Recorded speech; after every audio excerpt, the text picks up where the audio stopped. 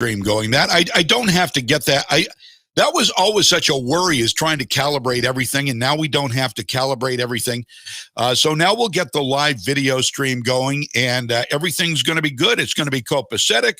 We've got a lot of great stuff to get to today, and I posted a couple of things this morning at my Facebook that we are going to be talking about. In fact, everything I've posted on my Facebook, if you follow me on Facebook or This Morning Legacy on Facebook, then you've already gotten a little bit clued in as to a couple of the things we're going to be talking about this morning.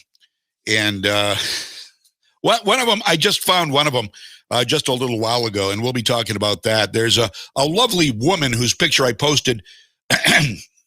I had, a lovely woman I posted on the Facebook page, and kind of an interesting story. It made me do a double take, and when I do a double take, it's got to be pretty out there, because nothing surprises me anymore. I'm pretty hard to surprise. I see crazy stuff, odd stuff every day. This is becoming more and more mainstream, though, so I think we need to talk about it. And it has to do with drag queens and a particular drag queen PBS show. So we'll get to all that. That's all coming up. I'm teasing you with what's coming up here on Legacy 1160. Let's start out the day like we always do, though. Let's take a look back in history on this date. Today is the 20th, 5/20. No, this is not the day you take a puff off a marijuana joint. No, that's 4/20. But I know people who smoke marijuana are a little slow to catch on sometimes. So for those who smoke a lot of pot, this is your 4/20. It's 5/20. And here is the Associated Press. We'll be right back. Please share. May 20th, 1927. A spirit be up in the sky, that all we need is flying high. Aviator Charles Lindbergh takes off from New York's Long Island aboard the Spirit of St. Louis. Some 33 hours later, Lindbergh lands in Paris, becoming the first person to fly solo nonstop across the Atlantic Ocean. 1932, aviator Amelia Earhart takes off from Newfoundland, Canada for Ireland, becoming the first woman to fly solo across the Atlantic. 1961, the Freedom Riders suffer more violence as they campaign against racial segregation in the South. This time, the civil rights activists are attacked by a white mob in Montgomery, Alabama. That prompts the federal government to send in U.S. Marshals to restore order and protect the activists. 1506, Christopher Columbus, the explorer whose transatlantic voyages led to European colonization of the Americas, dies in Spain. And 1989, I think that the people are worrying too much about conserving this country's natural resources. In Los Angeles, comedian Gilda Radner, an original cast member of TV's Saturday Night Live, dies of ovarian cancer. She was 42. Today in history, May 20th. Camille Bohannon, The Associated Press. Welcome back to Freedom's Pep Rally. I'm John James. I'm your host. Glad to be here with you today. Glad to be here with you. I'm glad to be anywhere, any day, actually, to be honest with you. You can comment on social media, anything, anywhere you are, anywhere you're watching the show, feel free. As we build the audience, I remind you to share. I remind you to like the page you're watching it on, whether it's Legacy 1160 on Facebook or Freedom's Pep Rally with John James or Right America Media or my personal page, John James, or American Women Who Bear Arms. Or over on, if you go on YouTube, you want to watch it on YouTube, big, bold, high def, you can just go to YouTube and search in YouTube, Legacy 1160, or find the American Women Who Bear Arms YouTube page and just go to the live video section and you'll find us right there.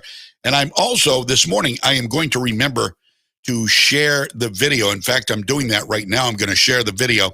Boy, that looks good on YouTube. That really does. I mean, the things are I've got to give it to YouTube. It's very high def. It's very good. In fact, I have been told by a couple of listeners. One is Max, who is usually in here. I don't know if Max is in here right now, but he puts me up on the big screen. Max does, and he says he loves to look at my manly sexiness, and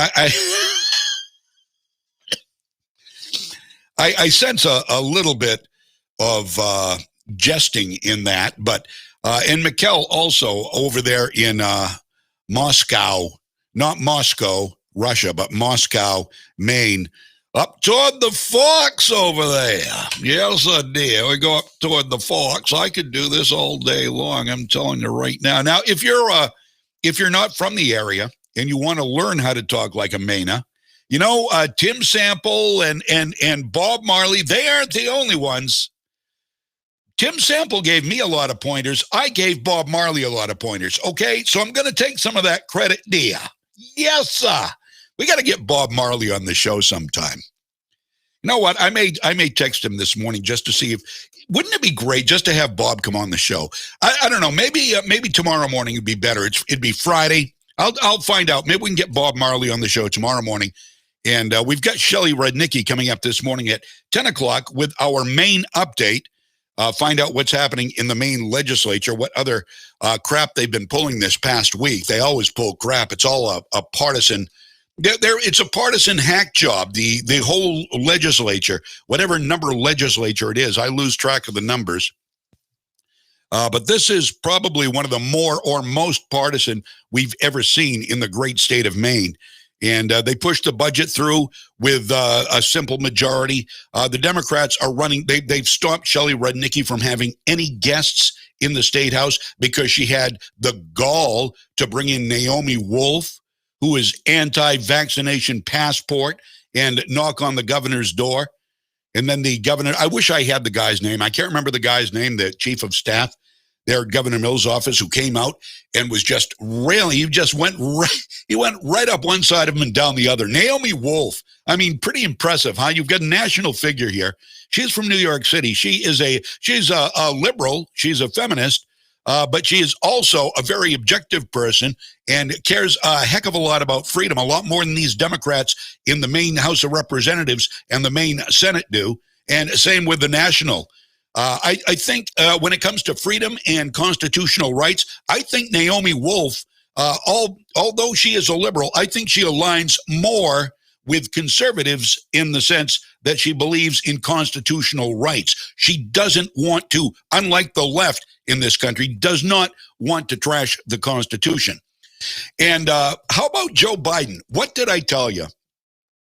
I told you I predicted 2 days ago or 3 days ago that he was getting nailed by the squad for standing up for Israel. And I said, you watch, they're going to pull him, they're going to push one half of the squad's going to push, probably AOC and Ilhan Omar going to push, Rashida Tlaib and Ayanna Pressley going to pull, and they're going to pull him to the left. And now he's standing up to Israel. Oh, you got to have a ceasefire. Do you think Hamas is going to stop? Do you think Hamas is going to relent? Why is Joe not communicating with Hamas? Those are American bought rockets too. Did you realize that? They came from Iran. Who do you think paid for the rockets that Hamas is shooting at Israel? Oh, we don't want to say it. No. Don't say anything about that. You can't bring that up. These are things of which we must not speak. So Joe's being pulled to the left, as predicted, because just give it time. Give it time. And what is this doing in this country? I hadn't planned to start out talking about this, but now that we're here, let's do it. Let me see.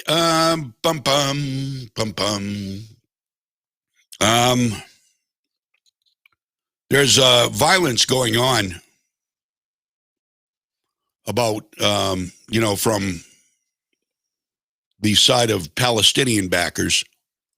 Now, you realize that The only Palestinian American in the House of Representatives is a squad member, right? Rashida Tlaib. Rashida Tlaib has come out. She was crying the other day about, we've got to stop Israel can't defend itself. They're killing innocent people. Why are they killing innocent people? First of all, why is Israel killing innocent people? I'll tell you why. Because Hamas, the cowards of Hamas, a terrorist organization. I'm going to go over this. What I did yesterday, I'll go over this again real quick so you understand what we're dealing with here.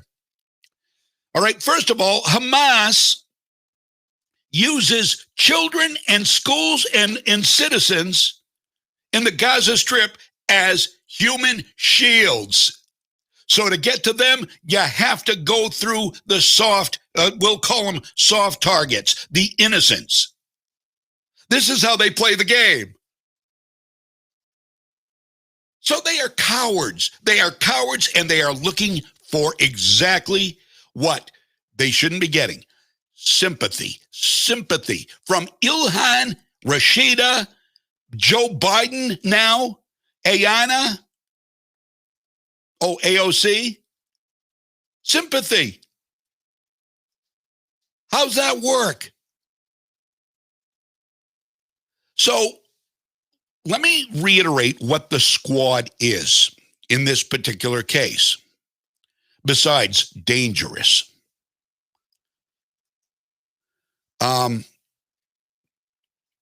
Okay, we're gonna move along quickly here because I've got a lot I want to get to. So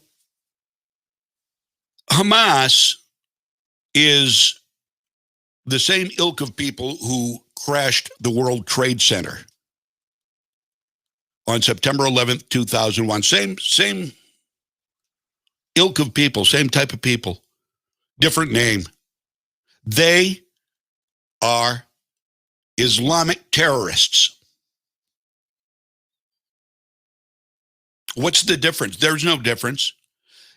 Who aligns with Islamic terrorists? Who on 9/11/2001, show of hands, who would have said, yeah, all right, Islamic terrorists, go, you score. 2 huge buildings, the Pentagon.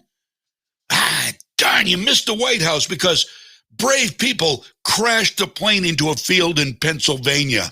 Yeah, but you go. You got 3 buildings, 3 huge buildings. Who in America was saying that?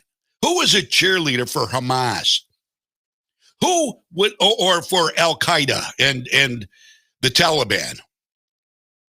I don't know. Those names are pretty much interchangeable as far as I'm concerned. They're Islamists. They're Islamic terrorists. No, I'm not. I'm not putting your regular Muslims that we know in our communities. I'm not putting them in with Islamic terrorists. Okay, just let's make that clear. So you've got the squad, and you've got now Joe Biden is moving that way. I told you he would. I told you he would. Because he has, his brain is like, it's like not gelatinous even. It's like water. It's like a liquid. And it just easily moves from side to side, and it can be pushed to the left. And it is. So now they're basically siding the squad and Joe Biden, and others probably soon to follow. That seems to be the way the whole party's going. They are siding with the type of people who killed thousands of Americans and destroyed buildings on 9/11/2001. These are the people they are siding with, including Joe Biden, asking Israel for a ceasefire when they are not the aggressor. They were defending themselves. Hamas, on the other hand, the Islamic terrorists who hide behind soft targets, their own people, their own children, want to wipe Israel off the face of the earth. Boy, I'm telling you, Bibi Netanyahu, who was so empowered and such friends with Donald Trump, who recognized Jerusalem as the capital must feel abandoned suddenly. It's like the flip of a light switch. The United States is our sworn enemy, our powerful friend, our ally. Boom, up. Joe Biden's here.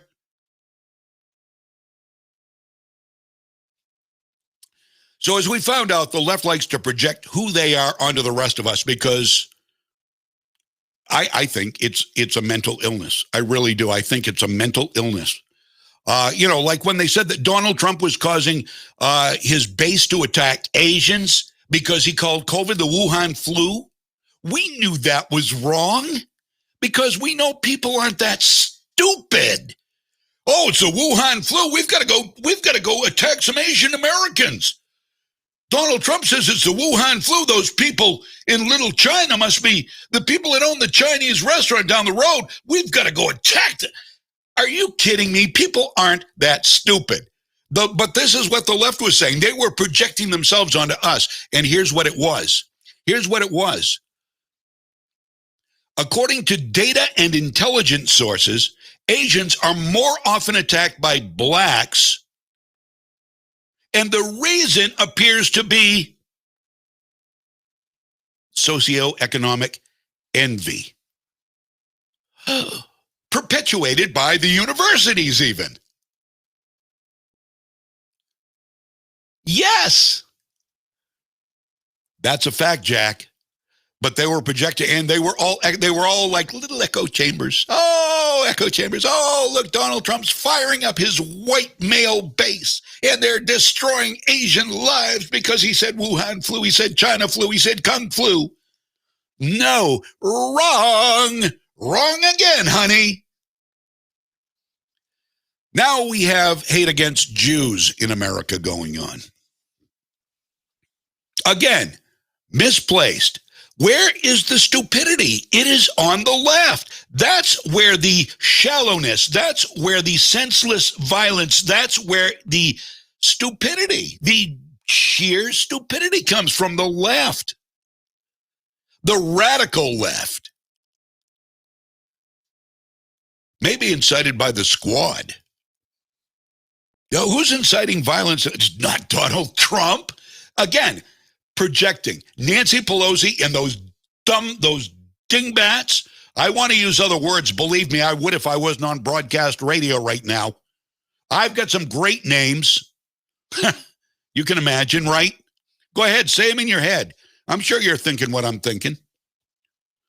So here's a news story from Los Angeles from just one night, the other night, starting with a report from outside a restaurant. Again, this is one night. This is L.A. Listen. Take a look. Video which was posted to social media shows what police are calling a brawl or a fight right outside the restaurant. They say the suspects who attacked the patrons of the restaurant were all dressed in black and were reportedly part of a caravan. Now, we spoke with the man who tells us that caravan approached waving pro-Palestinian flags. Then he says unprovoked began throwing bottles at him and the group he was dining with, planning a wedding. He's a photographer. He is not Jewish, but says he was physically attacked when he tried to defend the group and that profanities were used with the attackers cussing at Jewish people. He says he later went to the hospital because he was pepper sprayed during the incident. We also have some security camera video of another incident being investigated by the LAPD as a possible hate crime. It shows an Orthodox Jewish man being chased by a caravan of people waving Palestinian flags. This apparently took place near La Brea and Rosewood. The man got away. He's okay. The video was recorded by an outdoor parking lot camera. And again, police tell us they are taking a closer look at this right now. And detectives also looking at this post, which claims a group of people on foot waving Palestinian flags and shouting Free Palestine appeared to be approaching homes with mezuzahs. Those are containers which hold prayers, which are usually hung on the doorposts of Jewish homes. The LAPD says some of this appears to have taken place on the Jewish holiday of Shavuot, and that they are looking into whether that could possibly be connected to this, as well as the ongoing Israel-Palestinian conflict overseas. Violence against Jews. How about that? The squad doesn't want Israel defending itself, and neither does the mainstream media. Neither does MSNBC or CNN. Tell me who is inciting violence in this country. It's pretty clear. It's not us. It's not the right. It's not the conservatives. It is not. They project themselves onto you. Never, ever, ever feel guilty unless you know when you're guilty of something, and you know when you're not guilty of something. You know in your heart. Don't let them project themselves onto you. Don't let them call you a racist. Don't let them call you anything you are not. They are, whatever they call you, if you know you are not that thing, then they are. Simple. So understand that. Understand the evil lurks on the left, with the leftists, with the progressives, and most of them, at least the ones who aren't in news, who aren't in Congress, who aren't in politics, most of them don't even know they are being used like a mop to mop a floor, and they're mopping up freedom. Every single day, they mop up more and more freedom by echoing what their chosen media and their chosen Congress people tell them to say. They listen to the Nancy Pelosi's. They listen to the Chuck Schumers. They love socialism. They love their free money from the government. They love it. They absolutely love it. And you know what else they love? They love killing babies. They love abortion. They love that right. Well, it's not a right. It is not a right. I'm sorry, it's not a right to kill your baby. It's not. It's not a right to throw the Constitution to the wind. It's not. But as I've often said and still will say, until it changes, and I don't suspect it will anytime soon, the left doesn't care about the Constitution. And they don't care about Jews. Which, again, I ask this question almost every day. And I've got a lot of Jewish friends. And I know some of their politics because I have some who are in politics. However, if you're Jewish and you're a Democrat, why? They hate you. Think about that for a few minutes, or maybe longer, and decide that maybe I should, the Democratic Party has left you. They have left you. The leftist CNN reporter, remember what he said? We need another Hitler. He had been on with CNN since back in 2011 or something like that. He had 54 documented stories he had written for CNN.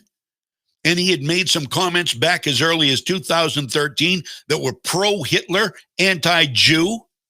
The America's Cup, he was rooting for Germany because they had Hitler and Hitler did good things to Jews. These are leftists. They would, by party, they would identify as Democrats. Why would you stay in a party like that? Praising Hitler? Really? But this is, they're just becoming more and more transparent, that's all. They've probably always had these thoughts, but they're saying the quiet part out loud, and that should scare you. That should scare all of us.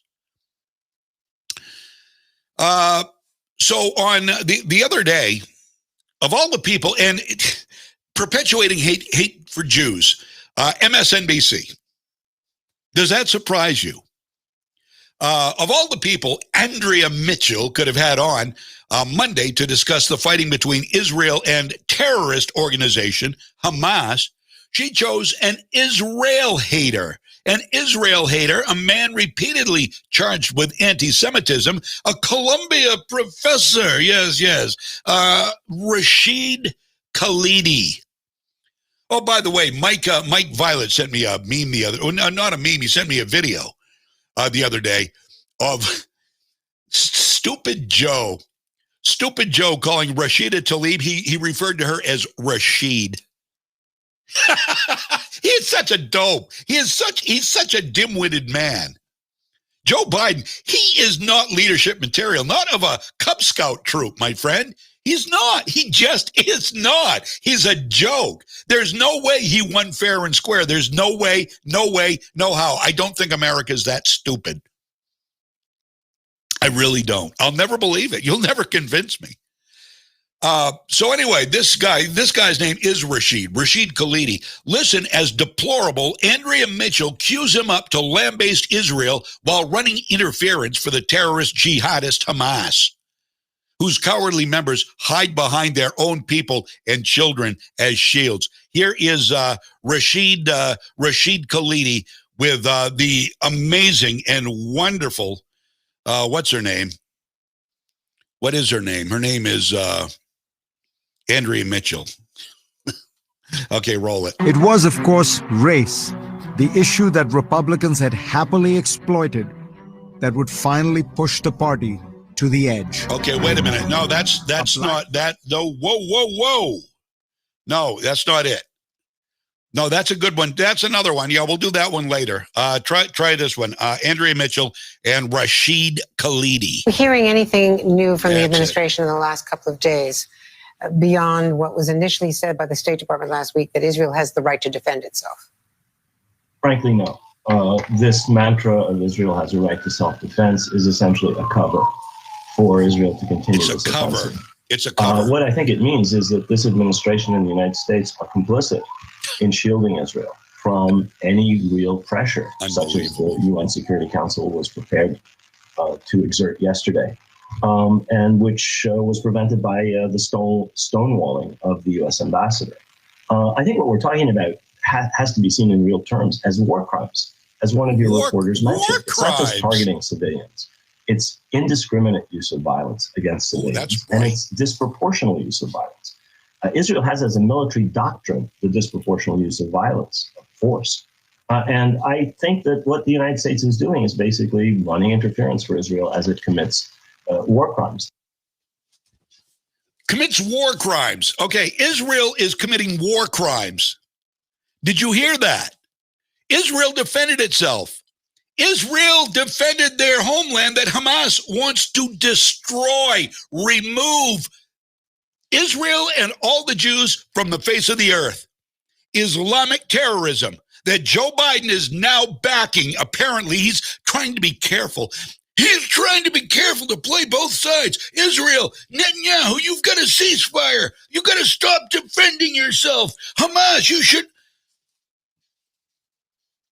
He is ruining a perfectly good ally, a great ally, who we need, who we have always gotten along with, who has always been loyal to us, and we've been loyal to them. Now we've got Jewish haters. We have Israel haters in our government who are absolutely, positively anti-Jewish state, anti-Israel. And the squad is leading the way. All four of them. You got four of them. That's powerful voices. Powerful, I hate America, I hate Israel, I love Hamas, I love terrorist voices. How many times have you heard Ilhan Omar? She wants Sharia law. She is all for Sharia law. I'm sorry, there's one justice system in America. There is one law of this land. Sharia law ain't part of it, honey. I'm sorry, go back to Somalia if you love Sharia law. Go back, go home. You may not even be a citizen. Shut up. You don't belong in Congress. Jew hater.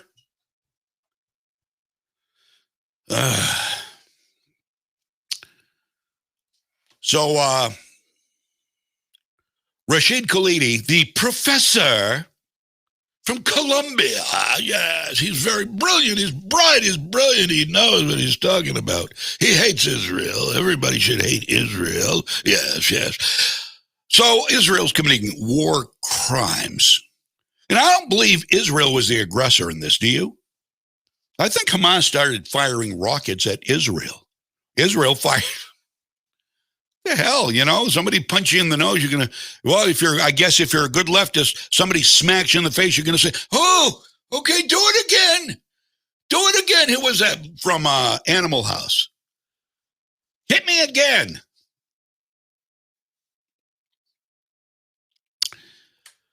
So Andrea Mitchell proved her place in the propagandist pecking order. She's right up there at the top of the MSNBC list with Nicole Wallace, Ali Velchi, Joy Reid, Tiffany Cross. Oh, yeah. Don't forget Chuck Todd. Chuck Todd, who always says. And just a reminder, for what it's worth, there is no editorial point of view here on any of these newscasts on MSNBC in the daytime. Except 24 hours a day, 7 days a week, Chuck. Thank you very much for opening your mouth, flapping your gums, and spewing lies like you always do. Whether it's Meet the Press or anything else, you put your dirty, filthy little rabbit paws on. Time right now on Legacy 116934. We've got to take a break. We have Shelley Rudnicki coming up, Representative 108, District 108 representative for Mercer, Smithfield, and Fairfield. And she'll be on with us to talk about what's happening in the Maine legislature coming up, or what we can look for. Allegedly, we might be able to somewhat unmask outdoors and in on the 24th. I don't know why she didn't just come on and say, okay, starting now, you can, I don't know why. No, we're going to make them wait. We're going to make them power. It's the power. I am powerful. I am Wonder Woman. I can set a date to come. I can post date the allowance. I don't because so much is going to change between now and the 24th. It'll be much safer on the 24th for people to unmask. No, it's a power thing. Always is, always has been with Janet. We'll be right back. I'm John James. Legacy 1160, WSKW. Maine State Credit Union is excited to announce registration is open for the 2021 Feed Me Virtual Walk to End Hunger in Maine. The event runs April 24th through May 31st, and you can register to walk or run a 5K, 10K, half marathon, or marathon all at once or over the course of the event. Everyone who registers will receive a free Feed Me t-shirt with 100% of the proceeds going directly to local hunger organizations. Find all the information to register at mainstatecu.org. Proudly supported by Charlie's Motor Mall, the Element Group, and GHM Insurance. This is Molly from Rod Cycle and RV. We're about a year into the pandemic, and we're all searching for some sort of normalcy. Picture yourself sitting by the campfire with friends and family, your favorite drink in hand, sharing stories and laughing. I bet you thought of a specific night. We want to help you find your normal. We have a large selection of new and pre-loved travel trailers and fifth wheels, fully stocked parts store, and the best camper service around. Rod Cycle and RV, Route 201 Madison, or online at rodcycleandrv.com. We're not trying to be the biggest, but always trying to be the best. Spring is the time for renewal for both you and your home. So brighten your day and your surroundings with great items from Townline Antiques. Do you love classic decor? You'll find furniture, artwork, glassware, signs, and hundreds more pieces around every corner. Their classic colors and styles will have you thinking spring and feeling invigorated every time you see them. Or maybe you enjoy collecting books, comics, coins, sports memorabilia, watches, or classic electronics. Townline Antiques has rare items that you won't find anywhere else. Townline is also showcasing a new display of art glass that's absolutely dazzling. Each piece is one of a kind, with its own unique flair of colors and form. You simply have to see them to appreciate their beauty. And for everyone who loves to bring items back to life, they're now carrying high-quality fusion mineral paints that give you beautiful color and a durable, long-lasting finish. Townline Antiques, open Tuesday through Sunday from 10 to 5. Route 201, right on the Winslow-Vassaboro Town Line. Hi, it's Chelsea from Whittemore & Sons, where we are proud to carry Coyote tractors, some of the most powerful, fuel-efficient, technologically advanced tractors ever built. One reason we love Coyote tractors so much is that we have the perfect machine for anyone with any project. Coyote tractors are also easy to learn, so you can start using them effectively right away. Professionals who have been using Coyote tractors for years love that we have in-depth knowledge of all of our Coyote tractors so that they can get the exact machine and implement they need to take on the most important tasks. Check out the full line of Coyote tractors, attachments, implements, and accessories at Whittemore & Sons, with dependable sales and service for over 50 years. If you have questions or want to schedule a pickup, just call 207-474-2591. Run ahead of the pack with a Coyote tractor from Whittemore & Sons on the Waterville Road in Skowhegan. Sales and service by a family who cares. Whittemore & Sons, outdoor power equipment. I'm CBS 13 meteorologist Lexi O'Connor. Partly to mostly sunny for today. An onshore wind will keep us cooler at the coast with highs in the 60s, 70s to near 80 degrees though further inland. Chance for a shower or thunderstorm this afternoon and evening through the mountains. Sun and clouds tomorrow. Chance for some mountain showers again. Upper 60s at the coast, 70s inland. Showers and the chance for a thunderstorm Saturday. Thank you very much, Lexi. Welcome back. I'm John James. This is Freedom's Pep Rally. How are you? How are you doing, buddy? It's Thursday. Mike Violette doing some NCAA play-by-play this weekend. That's awesome. Good for him. Good for him. Keith Hansen filling in for Mike tomorrow morning. Here on Maine's Heritage Station, Legacy 1160 WSKW. So I think I've covered all we can cover on. You know where I stand on the whole Israel debacle and the hatred of Israel. It's disgusting. It's sickening. But that's the left.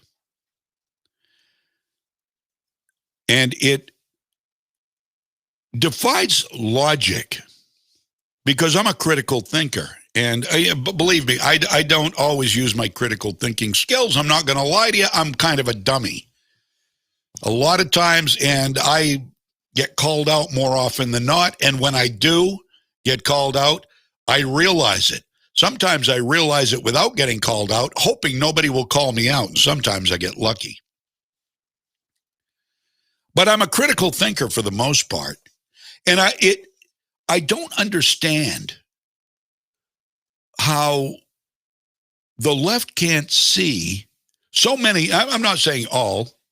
You know, there are always exceptions, right? There are always exceptions. I understand that. But I'm not going to say that every time I talk about the left. I mean, the vast majority of leftists, and I'm talking about the progressives and those who we encounter in our day-to-day lives, don't understand what they do. They don't think they do it. That's why they project it onto you. They are so many horrible things, but they claim it's us that are those horrible things. They don't realize they're describing themselves. And what they really don't realize is that we know they're describing themselves. And it makes you wonder, how can that be normal thing? Is that normal thinking and we're just abnormal thinkers? Maybe objectivity is wrong. Maybe objectivity is abnormal. Maybe being inclusive and being peaceful is wrong. Maybe going out and destroying buildings and destroying property and occupying cities, occupying Wall Street. Maybe that's all normal behavior. Maybe we're abnormal. Maybe it's supposed to be, fight for everything you want because you deserve whatever you get for free because you're entitled. Maybe that's normal thinking. I don't happen to think it is. Apparently, they think it is. Somehow, their minds, in my opinion, are warped, and they think that is normal thinking. Oh, did somebody just put the messages up on the screen? Good. Okay, maybe I did that unknowingly. So anybody who messages now, please go ahead and your messages will come up on most all. I don't get all the messages from all the sources, and they don't all post from all the sources. But most likely, if you go to YouTube or Twitter or VK.com or Facebook, your post will show up on our screen here. So your opinion, you can be part of the show is what I'm trying to say. Also, and I've said this before too, if you want to be on the show, let me know. Send a message in my private messenger or just put a message on the screen saying that, hey, I want to get on the radio. I've got some things to say, and then I'll just ask you to send me your phone number, and you can do that privately. That way I don't miss you. Good morning to Donna. I got a long message from you, and I have not had a chance to read it yet. Just to let you know, I did receive it, and I appreciate it. And that is not for a call. That's just something she had sent me. Otherwise, I would get right on the phone and call her. Speaking of calls, we have Shelley Rudnicki coming up this morning at 10 o'clock, and she'll be talking about what's happening in the Maine legislature. Good morning, Cameron. Thank you very much for joining us here on Legacy 1160. We've got time to get to some other things that are very, well, everything's important. Japan, this is kind of interesting. I found this a little confusing. It's funny, you keep hearing about the IRS. They do everything they can to get their money. In fact, I told you the other day, I sent them like $8,200 I owed. So, hey, I don't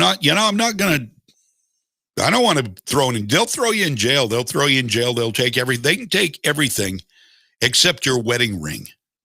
Did you know that? At least that was the old tax code. They can take your house. They can take your boat. They can take your cars. I don't guess they can take your kids. They can't take your wedding ring. So I got that. But I didn't cheat on my taxes anyway. I'm too afraid. Japan now, on the other hand, Japan, thanks to Joe Biden's COVID relief checks, thousands of Japanese have gotten stimulus payments in Japan. The Treasury Department rushed to get checks in the mail because Joe Biden had to get them out. Get them out now. Get them out now. Many ineligible foreigners around the world appear to have gotten the checks, including Japanese pensioners who lived in the U.S. before 2005.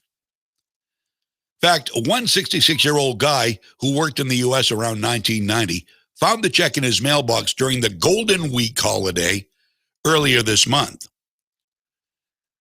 There was no explanation enclosed, so he wondered, if it was real. He's retired. He contacted his bank to see if he could cash it. He said, "It seems I don't qualify, so I decided not to do anything." Only U.S. citizens or foreign residents living in the country this year qualify for the relief payments, but they got them in Japan. The IRS, which is managing the payment, is now calling for unintended receivers to write the word void on the back of the checks and return them to their office in Austin, Texas. Checks have been mistakenly sent to people in more than 100 countries, according to the vice president of U.S. tax consulting firm Sprintax and TransferMate. They file tax returns for non-residents. Japanese banks aren't happy. They say inquiries began to increase gradually some 2 months ago, and our call center and branch operations are being disrupted. Thank you, Joe. Thank you, IRS. He's out to destroy as many allies as he can, apparently. And doing a good job. You got to hand it to Joe. He's, as far as getting rid of the allies, those pesky Israel, Japan. We need China. We need China. We need Cuba. We need places like that. Those are friends of Joe, and apparently Russia now too. Now that Trump's out of office, Russia is a good friend. He refuses to think that Putin could possibly be involved with the hack into the Centennial Pipeline, which they're still having a ton of problems, by the way. Gas is what? Did somebody tell me it was over or up to $7 a gallon in some places? Virginia, I think it was $7 a gallon. Wow. It's cool. I have not been on the road enough to have to fill up my gas guzzler pickup for, I think I filled it up right after I got it back from the fire. Yeah, it spontaneously combusted in my yard. That's a long story. Got it fixed because I didn't want to trade it. So we got it fixed. Insurance paid for some of it. Not as much as I think they should have, but some of it. And so I got it back. And it's been a few weeks now. I filled it up right after I got it back. And I've still got half a tank. I'm telling you, that right there is some savings. And so I don't know what gas prices are now. I know they were pushing up around $3 a gallon last time I checked. I don't know if they've come down or gone up or what's happening right now. I'm kind of in the dark about that. If you want to know, check gasbuddy.com. They're pretty good at finding out what the current gas prices are. Did you know the post office? Maybe you knew this. Maybe I'm one of the few that didn't know this. I am going to admit that I am ignorant. If you knew this, good for you. The post office has a law enforcement branch. Yeah. And they're watching you. Remember that Rockwell song? I always feel like somebody's watching me. That was it. I was pitchy on that. Pitchy. I was pitchy. Sorry, I can do better. The post office is, according to Yahoo News, the law enforcement arm of the post office is now facing intense congressional scrutiny over its, wait for it, its Internet Covert Operations Program, ICOP. I love that. ICOP. I love that. Internet Covert Operations Program, ICOP, Post Office, which tracks, this is scary. I'm not going to lie to you. This makes me nervous. They are tracking social media posts of Americans and shares that information with other law enforcement agencies. Other law enforcement agencies. I did not know the post office was a law enforcement agency. I've never seen a badge. I've never seen a sidearm. I've never seen a post office canine unit. Never seen a blue light. I've seen the orange lights on the mail trucks, but not the blue ones. But they're apparently a law enforcement arm. The program is much broader in scope than previously known. It includes analysts. They have a special commission, I guess. It includes analysts who assume fake identities online. Listen to this. They assume fake identities online. They use sophisticated intelligence tools and employ facial recognition software, according to Yahoo News. Now, the tools they use, among them, is Clearview AI, which is a facial recognition software that scrapes images off public websites, a practice that has raised the ire of privacy advocates. The U.S. Postal Service Inspection Service uses Clearview's facial recognition database of over 3 billion images from arrest photos collected from across social media to help identify unknown targets in an investigation or locate additional social media accounts for known individuals.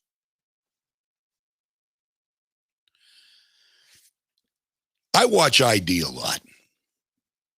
Investigation Discovery. Everybody I talk to, I watch ID. Oh, me too. Why? Why do we watch ID? Well, because of things like this. I saw an Investigation Discovery show the other day where a guy was cuffed, arrested, and booked based on facial recognition. And, it became public. People knew this guy was arrested. Well, wrong guy. Looked an awful lot like the culprit. Wrong guy. Now, there's somebody in this area he works for Pine State. Looks just like me. I know, I'm sorry too, but this is a great story. Before I go on with this is a great story. So my daughter is working at the China Diner several years ago. This has been a long time. She's a waitress at the China Diner. And she's sitting there doing something with one of the waitresses. And, you know, this guy comes in with a woman. This guy, what do they call it? I forget what they call it. I know. I can't think of it. But so he looks like, and the girl sitting next to my daughter says, who's that guy? Who's that guy with your father? And my daughter looks up. My daughter is astute. My daughter is a lot more astute than I am. She looks and she says, I don't know. Well, after a while, they decided, oh, that's not him. But it sure does look. I've got a picture with him. He's a great guy. He's not a, but you think everybody has got a doppelganger. That's it. Oh, thank you. Cameron posted that right as I thought of it. Good. Nice work, buddy. So yeah, my doppelganger. Now, everybody's got a look-alike somewhere, and they're not. There are people with my name. There are like several John Jameses who are in trouble with the law all the time, who I've been mistaken for by name only. I saw you in the police log. You stole your. That wasn't me. Wasn't me. Different John James, okay? Because that's my real name, Jonathan, John James. So, what if your doppelganger does something horrible and this facial recognition identifies them as you, and you get hauled off and booked and publicized? Your life is ruined. The post office is now engaging in this. Other tools employed by the inspection service of the post office include Signal, like signal with a Z, Signal Labs software, which it uses to run keyword searches on social media event pages to identify potential threats from upcoming scheduled protests. It also uses Enfusion, which is another software program to create and maintain anonymous, untraceable email and social media accounts. I know people out there now saying, oh, what is this called again? It's Enfusion, one word, capital Enfusion. The inspection service is expansive. This is a post office. It's not the FBI or the CIA. It's the post office. The inspection service's expansive surveillance program has raised concerns among lawmakers and privacy and civil liberties experts, and the use of sophisticated software tools raises even more questions and, in fact, concerns. Don't you think? That's just me. What could possibly go wrong? Back with more. We've got Shelley Rudnicki just after 10. And there's a lot we're going to get to this morning. I've got to tell you about this one thing that I just came up on this morning. And this just, I did a double take and I said, oh, I've got to include this. PBS New York. And we're going to have audio and everything from this. You're going to want to be here for it. PBS in New York and the New York City Department of Public Education televised a drag queen show for children ages 3 to 8. She's a hottie. Go to my Facebook page. Go to the Legacy Facebook page. By the way, like the Legacy page when you go there, please. And you can see the picture. Her name is Little Miss Hot Mess. Little Miss Hot Mess. No, I'm not making it up. So we'll have some audio from that later, and we'll tell you the whole story too.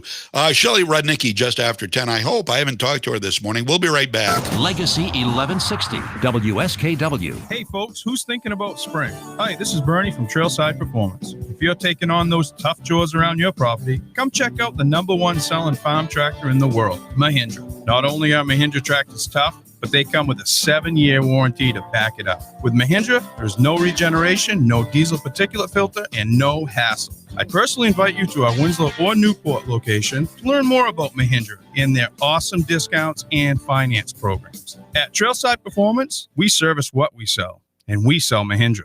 What's important here at Moody's is we have a lot of opportunity for upward mobility. Moody's definitely helped me through.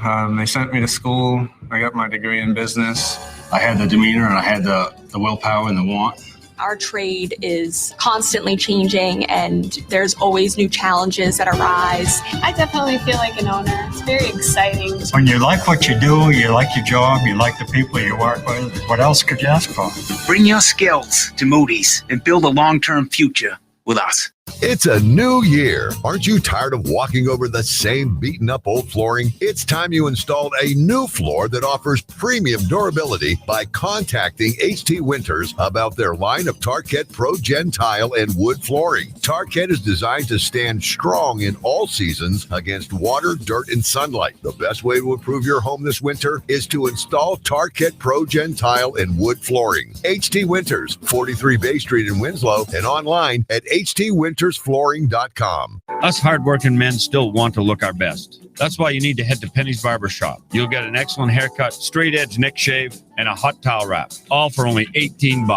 Hi, I'm Christine, and I know what you're looking for when it comes to a great haircut and shave. From traditional styles to new ones, we listen to our customers because we have done it all. When you look good, you feel good. So call Penny's Barber Shop to set up an appointment today at 380-6224. Penny's Barber Shop, 173 State Street in Augusta, next to Enterprise. I'm CBS 13 meteorologist Lexi O'Connor. Partly to mostly sunny for today. An onshore wind will keep us cooler at the coast with highs in the 60s, 70s to near 80 degrees though further inland. Chance for a shower or thunderstorm this afternoon and evening through the mountains. Sun and clouds tomorrow. Chance for some mountain showers again. Upper 60s at the coast, 70s inland. Showers and the chance for a thunderstorm Saturday.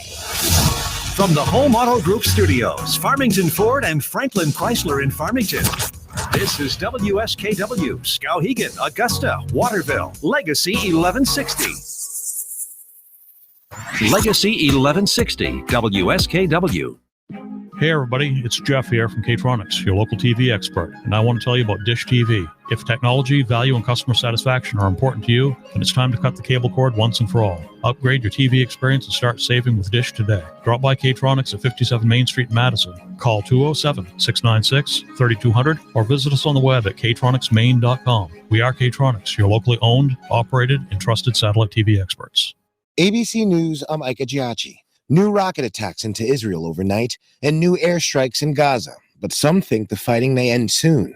ABC's Matt Gutman is in Israel. There certainly is the sense here on the ground in Israel that this is beginning to wind down. Last night, for the first time since the conflict began, there was an 8-hour span of time in which not a single rocket was fired into Israel. And over the past 48 hours or so, despite continued Israeli airstrikes on Gaza, there have been many fewer casualties there. The U.S. ratcheting up pressure on Israel, and for the first time, Hamas official saying publicly that we are likely to see a ceasefire in the next couple days. The president today will sign the COVID-19 Hate Crimes Act, a bill intended to stem the rise in hate crimes against Asian Americans during the pandemic. The Labor Department releasing last week's jobless numbers, announcing this morning that 444,000 Americans filed for first-time benefits last week. 473,000 people filed the previous week. This is ABC News. As the calls continue in Japan to rethink the Summer Olympics because of the coronavirus, there's also controversy about next year's Winter Games in China. ABC's Bob Woodruff says a growing movement is calling for a boycott. Essentially, what China has been doing is eliminating this culture.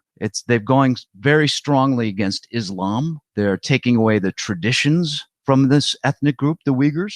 There are forms of torture. These are the claims. And so now the world wants to react. And we've got the Olympics coming up, that there's now this power to boycott and hopefully influence what China's doing over there. And for years, Internet Explorer was the web browser that so many people love to hate. Now Microsoft says it's just about at the end of its road. Support for Internet Explorer, which still holds about 2% of the world browser market, will officially end in June of 2022. It was replaced 6 years ago by Microsoft's Edge browser. Ika Giacchi, ABC News. Hey everybody, Jay Farner here, CEO of Rocket Mortgage and Rocket Companies. Last year, we saw historically low mortgage interest rates. In fact, over 1 million homeowners took advantage of refinancing or buying a new home with Rocket Mortgage. What you may not know is that interest rates are already starting to increase again, and it's likely that trend is only going to continue. Our team of experts is standing by to help you save before rates go up. With an official mortgage review from Rocket Mortgage, you'll see just how much money you could save by making a move right now. Don't look back over these next few weeks and wish that you had taken action. You could save hundreds on your mortgage payments or pay off your home loan earlier than planned. You could even take cash out of your home to pay off high-interest debt, complete home repairs, or bulk up on an emergency fund. When you want to secure a low rate, Rocket can. Call 833-8ROCKET or visit rocketmortgage.com. Rocket. Call for cost information and conditions. Equal housing lender licensed in all 50 states and MLSConsumerAccess.org number 3030. Welcome back, Legacy 1160 WSKW. Well, we have a lot coming up on the show this morning. Stuff you're going to want to hang out for, I guarantee you that. Including the drag queen, Little Miss Hot Mess.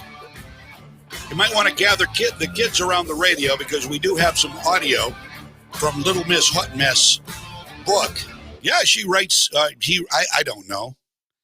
I'm confused. I shouldn't be confused about the genders, but I am. I'm confused. I'm going to admit it. Does that make me some sort of phobic? Probably. All right. Project away. Project away.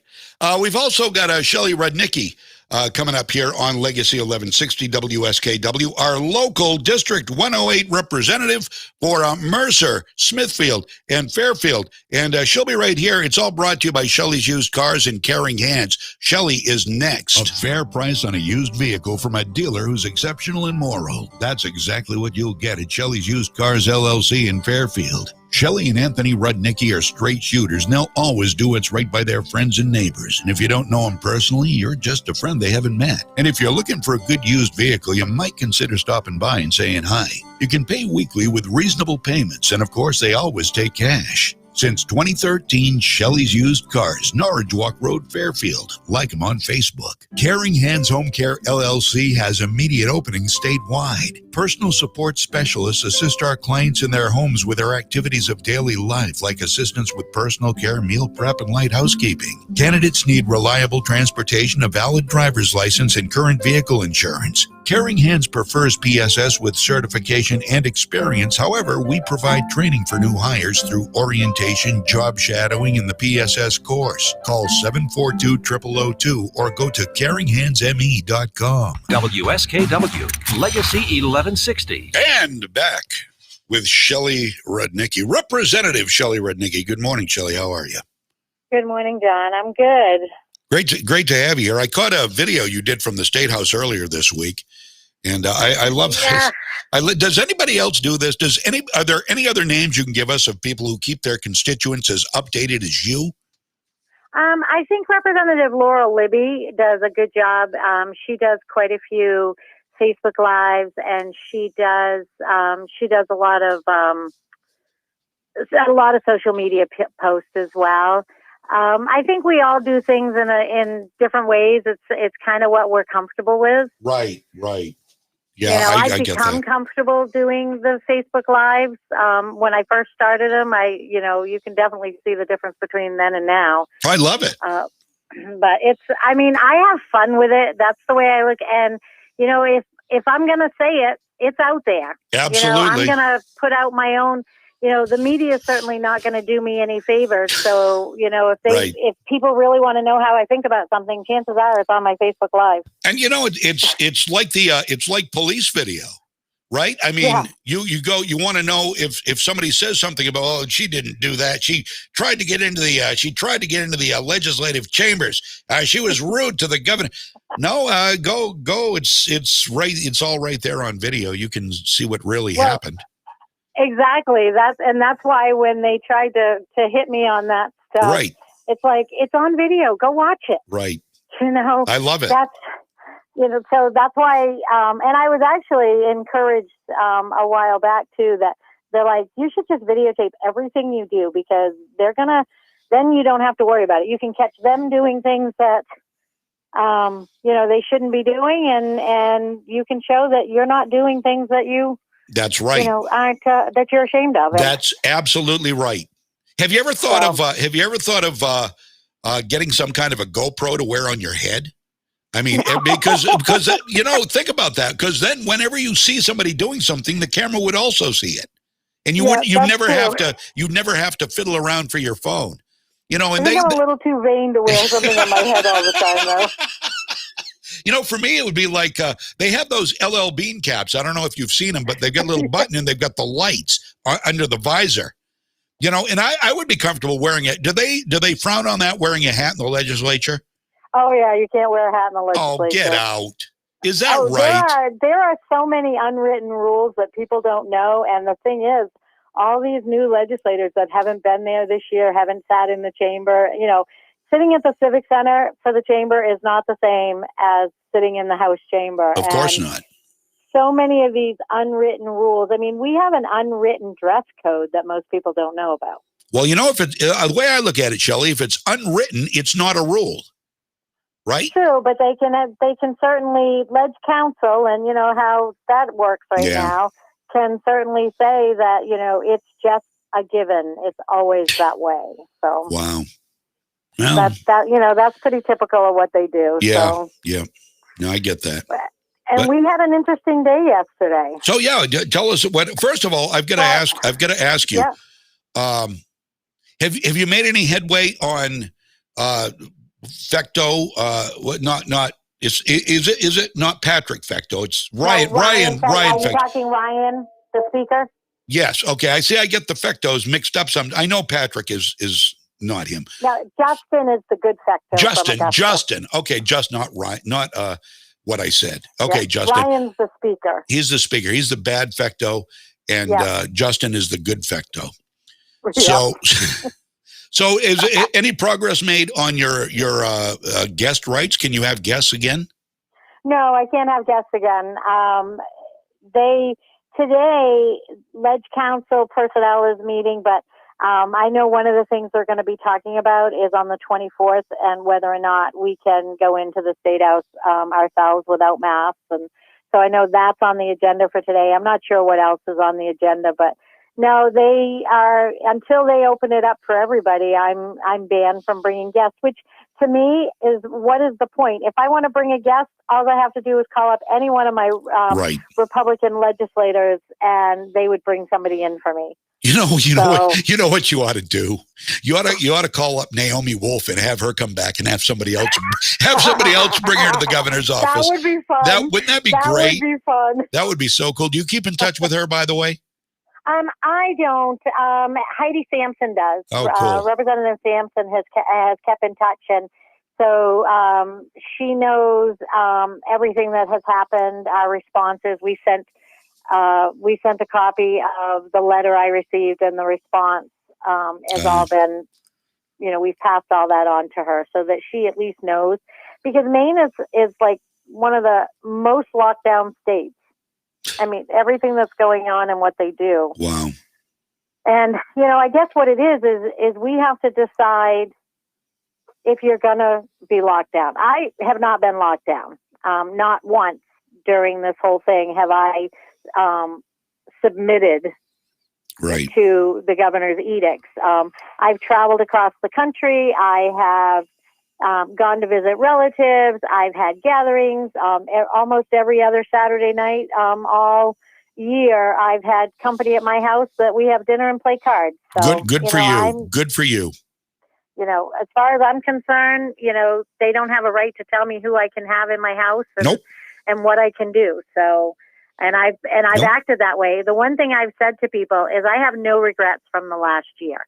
And if I was to die tomorrow, I have no regrets. Good for you. And that's what, I have to look at it. And that's what I would encourage people to take a look at. If you have regrets from the last year that you missed out on, that you didn't do or whatever, then, that's on you, because you chose to listen to the fear.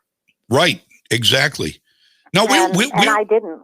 We were never mandated to work from home at all. None of us were. And the only thing in this whole, my working from home actually happened during COVID-19, but it was because my truck burst into flames, and it necessitated that I do the show from home for a while, and it turned out this is going to be a much more permanent thing going forward. So I'm thankful for that. But I'm also the convenience of it. There's conveniences behind it. I mean, I've said the same thing. I mean, I think we should be at the State House. I think we should be at the Capitol. I think all of those things I should be doing. But have I found it convenient to occasionally work from home? Oh, yeah. There's definitely been the conveniences of being able to do that. So, but I think we should be at the Capitol. Right. Absolutely. That's good. It is what it is. So. And you have pushed for that. I don't know if you're the only one who has pushed for that, but you have. No, there's quite a few of us that have actually been working. My whole committee for criminal justice, my Republican committee members, we are more in the Capitol than we are out of the Capitol. We most of us have, and we've found that it's been easier to communicate among ourselves on bills and things like that because we're there and we can take a break and communicate, and we're not over Zoom doing it. Right. Oh yeah, it makes much more sense. Oh yeah, it's just much easier. It's been much more convenient for us. Now there are times when any one of us have worked from home, but we still work together. We call or talk, or we do some sort of conference call if we have concerns about bills that we're dealing with. But for the most part, we have all been present at the State House. Yeah, good. And thank you for the video. Even when I get mad and had to leave committee last Friday because of some of the a stupid bill that came up, I was so mad I ended up leaving committee because I was so mad about it. What was the bill? So there's a bill that Representative Pluker has put forth that they want to change the wording to stop stigmatizing criminals with the word criminal, with the word sex offender, with the word inmates, with the word prisoners. It's a stigma. It's stigmatizing them. Oh my! Oh yeah, there's a bill that they're doing. They want to do a study. So I asked the sponsor. I said, "Don't you think they earned those titles?" Right? Yeah, no kidding. He wasn't right? Too impressed with me. Well, too bad. I mean, you're right. What that stigmatize criminals, stigmatize sex offenders. Oh yeah, they're like they want to do a study to look at all the different words in the criminal code and in the laws to see if these words stigmatize too much and possibly change the wording in these things so that it doesn't stigmatize. And I was so disgusted. I said, you know what? I'm out of committee today. I can't sit here and listen to this anymore. Unbelievable. I was so frustrated and just so. To me, it's stupidity. I mean, are there not other things more important to worry about in Maine and in the country right now? Oh, yeah. And there's a lot more right now we have to worry about. The Democrats want to close Long Creek. And don't get me wrong. Do we spend a lot of money at Long Creek, which is the juvenile system, is the juvenile correctional system in Portland, South Portland? Right. Okay. We spend a lot of money on Long Creek. But it is an important thing right now because the Democrats want to close it. Well, you tell me where you want to put those kids that are in Long Creek. They're in Long Creek for a reason. Yeah, right. Do you really want to put them back in the communities? They want to just up and up close Long Creek. Take that money and use it for something else. Spend it somewhere else. We see how well it worked out when they, closed Am-High, right? Exactly. Good grief. Yeah, but that's the type of thing where we're dealing with. We have these stupid things on one hand, and then we have these other stupid things that we've got to try to stop, and we're having a tough. We can only hope the governor would veto that bill. Crystal says it's stigmatizing being a rape victim too. Any kind of victim. Progressives are evil. Amen. They're more concerned about the criminals than they are the victims. Yeah. Wow. So, like I said, I got so frustrated last Friday, I just had to I'm like, I'm out. I can't sit here and listen to this anymore. No, that's crazy. I don't blame you a bit. I mean, and then we were dealing with, basically everything is racist. Nothing. Right. Everything that we deal with is about racism. Yeah, and you know what they're doing, and it's all from the left. I bet there's not one thing coming from the right on racism or on this criminal crap. Mm-mm. This is you know what they're doing, and you can tell them I said this. I don't care. Tell them John James, like they're going to care. Tell them John James says you are projecting who you are with these stupid things, these stupid edicts.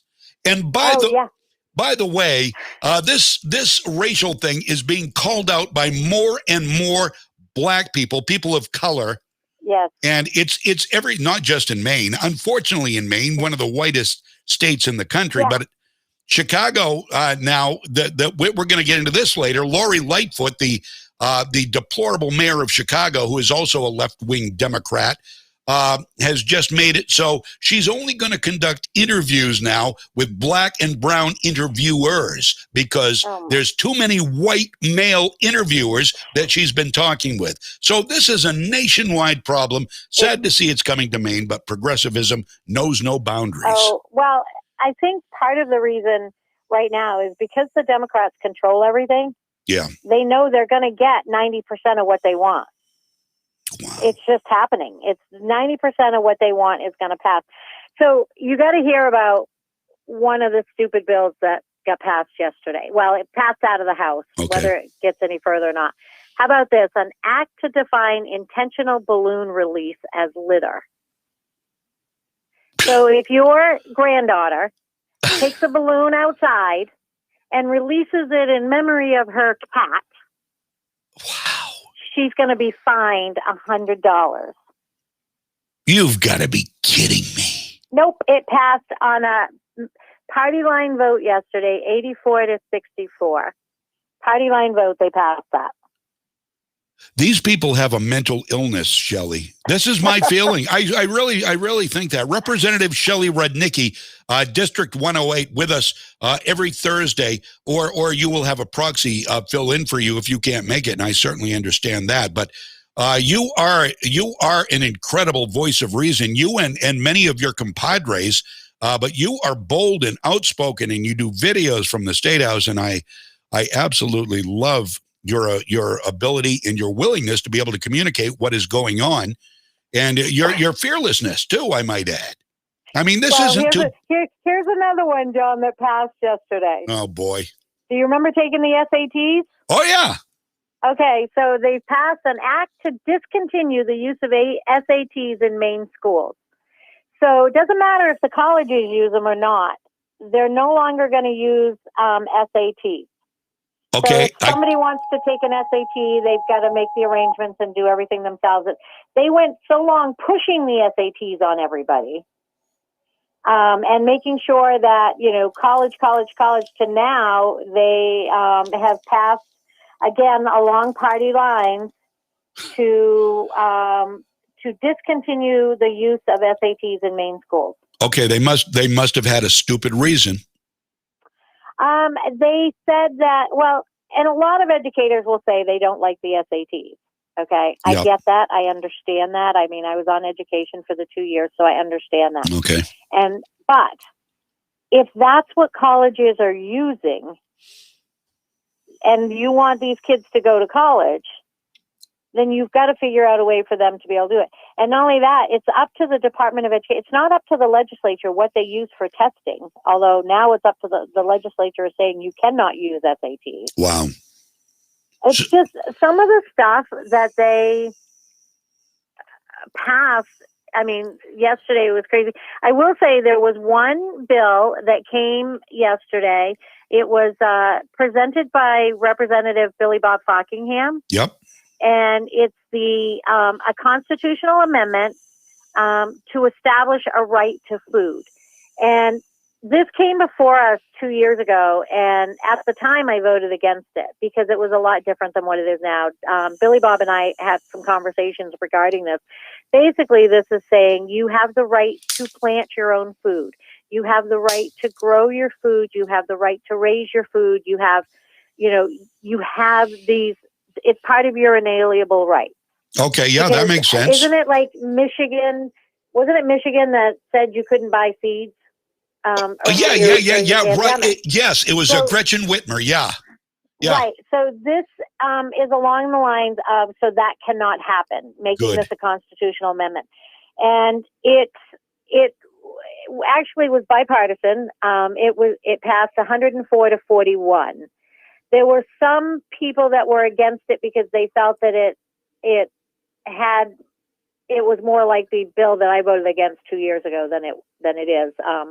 So it just depends on whether you read the current bill or not. Some of them don't think it. And, both in my caucus, but like I said, it was actually bipartisan. So it was actually pretty good. Now, so whether that one gets any further, we'll see. Interesting. That's very interesting. That's sort of like taking away something that could potentially be an executive order, because as I remember in Gretchen Whitmer's executive order there in Michigan, you couldn't do any gardening stuff. You could do no seeds, no tilling stuff, Right. nothing. She wouldn't, and it made no sense, but she had the authority, and that's what she did. And I could see Governor Mills having that authority. And so this is going to take that away. But is this also, if this passes, would this also supersede any rules in a community where you aren't allowed to have a garden in the neighborhood because it's unsightly or something like that? Would that supersede everything?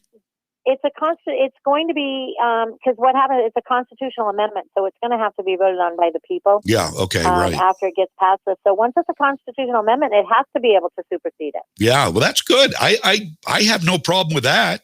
And Billy Bob Fockingham has actually been he's been a force behind this. Originally, the bill, it's actually been submitted several times. Last time it was actually submitted by Representative Hickman, who's now a senator. Right. But there was definite changes from last time to this time that I could get on board with. So what now, Representative Hickman, of course, he owns a farm out in Winthrop, I think. Yeah. What was his bill? What was in his bill? I think that part of his bill, if I remember correctly, on part of that bill, what bothered me about it was the way it was presented. It was almost like if I grew my own garden and you saw that there was something in my garden you wanted, if you had the right to food, you had the right to go onto my property and take that. Oh, really?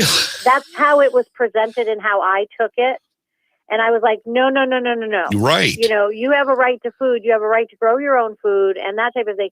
But you don't have a right to take my food. Right. And that's kind of and how it was presented or how listening to all the testimony. That's what I took away from it. Okay. Now whether that was the actual case, right. that's what Okay. I took away. So I voted against it last time for those reasons. All right. Yeah. Now it's a lot more condensed and it's very simple. You have a right to grow your food. Yeah.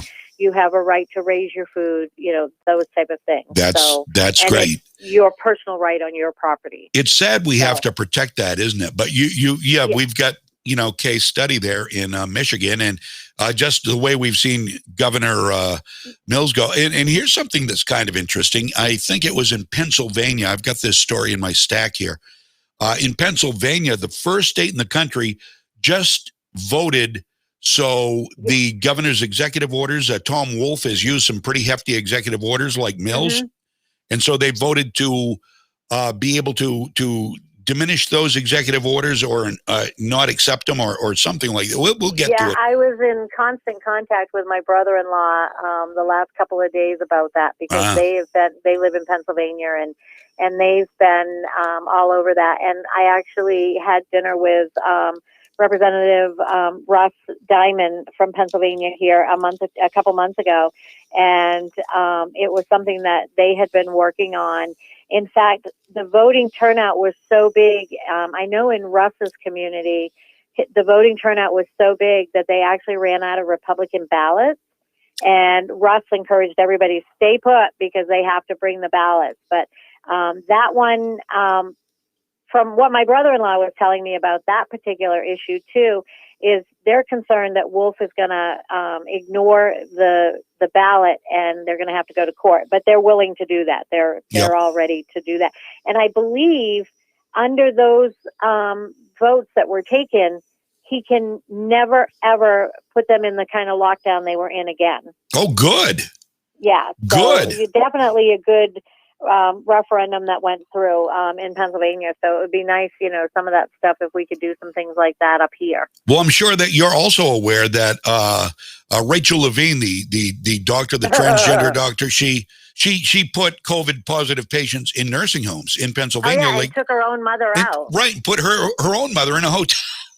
Yeah. And so yeah, I heard about that right from the beginning. Like I said, with relatives in Pennsylvania, Yeah. I was informed every step of the way on what they were doing down there as well. So it has definitely been interesting. Yeah. We've had, there's another bill that I wanted to mention today that passed, but barely yesterday. And I think it's an overstep of the legislators. What it is, it's an act to set the minimum wage for school support staff. I think it's an overstep, and I think it's going to be an unfunded mandate. What they're trying to say is that support staff in the school, bus drivers, ed techs, those type of things, most of those folks have a union that negotiates for them. When I was on the school board in Fairfield, we worked, I believe it was a total of 6 different unions I had to work with. And the bus drivers and support staff have their own union. Why is the legislator dictating what their minimum wage should be? I mean, we have a minimum wage already, but why are they dictating which is actually, they're dictating higher than the current minimum wage. Which is $12.50 an hour?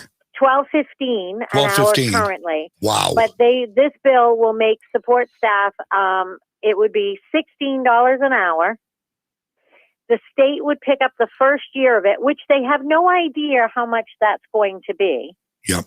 And then from then on, it's up to the individual school districts. Well, if that's not an unfunded mandate, if you're requiring them to pay so much money. Now, don't get me wrong. Do I think people are worth, and here's my thing. Let the market drive the prices. Let the market drive the wage prices. Right. Thank you. But that's not what they're doing there. And so that actually, it barely passed. It was a 73-71 vote. No, I'm sorry. Go ahead. No, I just think that it's, to be that close is sometimes just a little frustrating. Yeah. I mean, I don't understand how any business person could be on board with any of these minimum wage mandates, and maybe none of them are. I don't know anybody who is.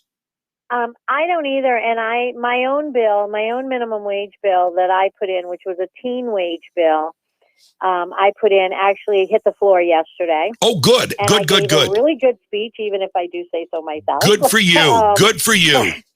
But it was a teen bill, and I've had both people come at me negative and positively on it. Yeah. But the thing is, again, let the market drive it. Right. When you're looking at a 15, 16, 17-year-old, they don't get the soft skills anymore. Right. They used to know. I mean, it would be common sense. Don't get on your phone. Don't text while you're at work. Find something to do. They don't have those soft skills that we had, because we grew up in a generation where our parents expected a lot of us. Right. I started working babysitting at 13, raking blueberries. My family, I grew up on a chicken farm, so I was working in the farm. So no matter what and I'd raised my own children that way. But so many kids now, they do not know how to work. They don't know how to show up on time. And a business owner is not going to want to train them at $12 an hour, $12.15. Right. They're just not going to. Now, no, absolutely. Absolutely. So I think that, but it failed again. But we did have the NFIB came out in support of it, even if it was for a limited period, like a 90 days. Right. But let the market drive it. Right now, the market is driving businesses to pay more money. That's what's happening. Right. We see it, just at McDonald's. Oh, if you're yeah. waiting in line. Yeah. But what's happening is those businesses are cutting down on the number of employees. They can't afford Yes, it. correct. That is correct. And they're cutting. I mean, NFIB actually during committee listed some statistics of what these businesses have done. They've raised prices. They've cut employees. They've cut benefits. That's what they're doing. Yep. So that's what this increased minimum wage has done to businesses. Absolutely. It's in customer service is way down. I was telling a story. I was in and I hate to bring up specific businesses, and I wouldn't do it if it was a small local business. I'd talk to them, but I was KFC Taco Bell in Augusta. I went in there. The bathroom was filthy, for one thing, and that will turn your stomach. And then I go to get in line. There's a woman in front of me in line there at KFC Taco Bell in Augusta, and I want to make sure people know it's Augusta one I'm talking about. There are 3 people working the drive-thru. The drive-thru was so busy, I come inside, and so there's a woman in front of me, and I'm behind her. I was standing there behind her for 10 minutes. Not one time did one of the 3 people that were working the window, not one time did one of them turn around and say, "I'll be right with you. We're busy right here." Not once, not even an acknowledgement. I turned and left. The woman must have really wanted chicken or tacos or something, but not me. And this, and that's the problem Yeah. because they can't hire enough people because of the prices. Right. That's what it's, and prices are going up. yes, they are. Oh boy, are they ever? I know. Yeah, we're seeing it everywhere. Dinner locally. There was a group of us that went to dinner locally here a couple weeks ago, and I don't want to name the restaurant because I honestly don't blame them. Right. But it took over 2 hours to get our meal. Wow. And that was because they were shorthanded at the front of the house and they were shorthanded in the back of the house.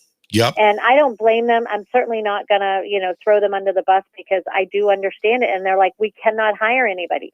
And I blame that on the additional $300 that people are getting right now. Joe says no. Joe says you're wrong, Shelley. He says you're wrong. He says, we don't see it. Red Robin. I was in Red Robin the other day. The restaurant portion. You've been in Red Robin. Yep. The whole restaurant portion. Seats are up on the tables. The only thing open is the small pub area. That's it. They can't get enough people to open up or at least they couldn't. And there's another place. Funtown's only going to be open 5 days a week this summer. Yeah. Joe Biden's destroying the country. Oh, I'll tell you, I don't think it's just Joe Biden. No, I think you're we've got right. Our own issue right here in the state of Maine with our governor. Amen. So. Yeah, I think you're right. Now, how come we're waiting until the 24th? Is 24th like a magic day when the virus is going to disappear? Why is she doing that? I don't know. That's been my question too. Is that just a magic day? Weird. No, it's control. Yeah, it's control. That's we what know that. It's all about control. Right. There's not a whole lot we can do. We have to. I mean, I'm still walking into places without a mask, and if they tell me I got to put one on or ask me to put one on, then if I have one with me, I do. Yep. But I'm just at the point where I am so over it. And these people that wear them outside, I mean, you know what?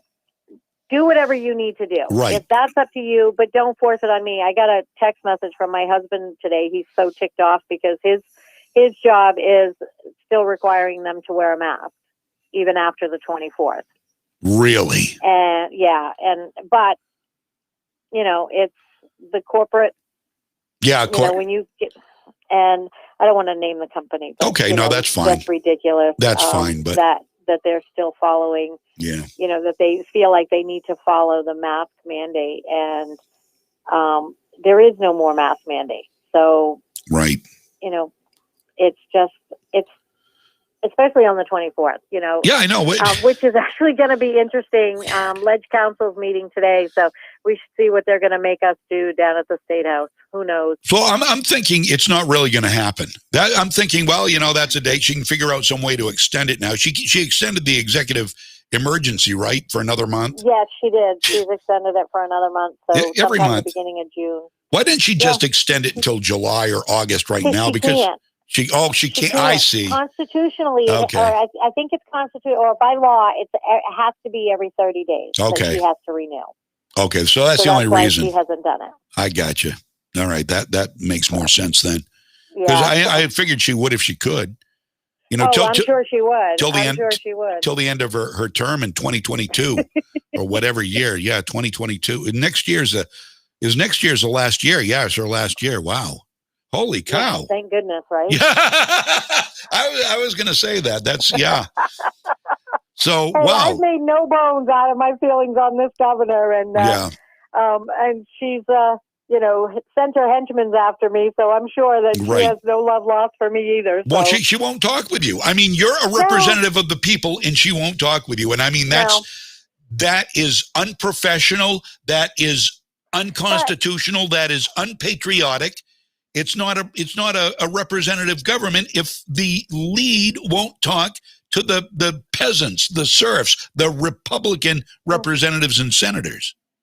Yeah, well, she talks to some of them, and she holds these Zoom breakfasts where, some, and that there have been Republicans, I've heard recently from Republicans that have actually met on these Zoom breakfasts with her, but I haven't been invited, but I'm not going to lose any sleep over it either. Yeah, good for you. Good for you. I just think it's funny that they're scared enough of me that they won't answer, answer my questions, that they don't want to answer my questions, which, it is what it is. I can't do anything about it. No, I mean, that's the way you roll. I want to hang out with you sometime.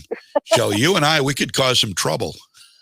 Yeah, I always just tell them, somebody goes, how are you today? Good, but I haven't gotten into any trouble yet. Well, I tell you what, next, if you ever get your guest privileges back, bring me in as your guest.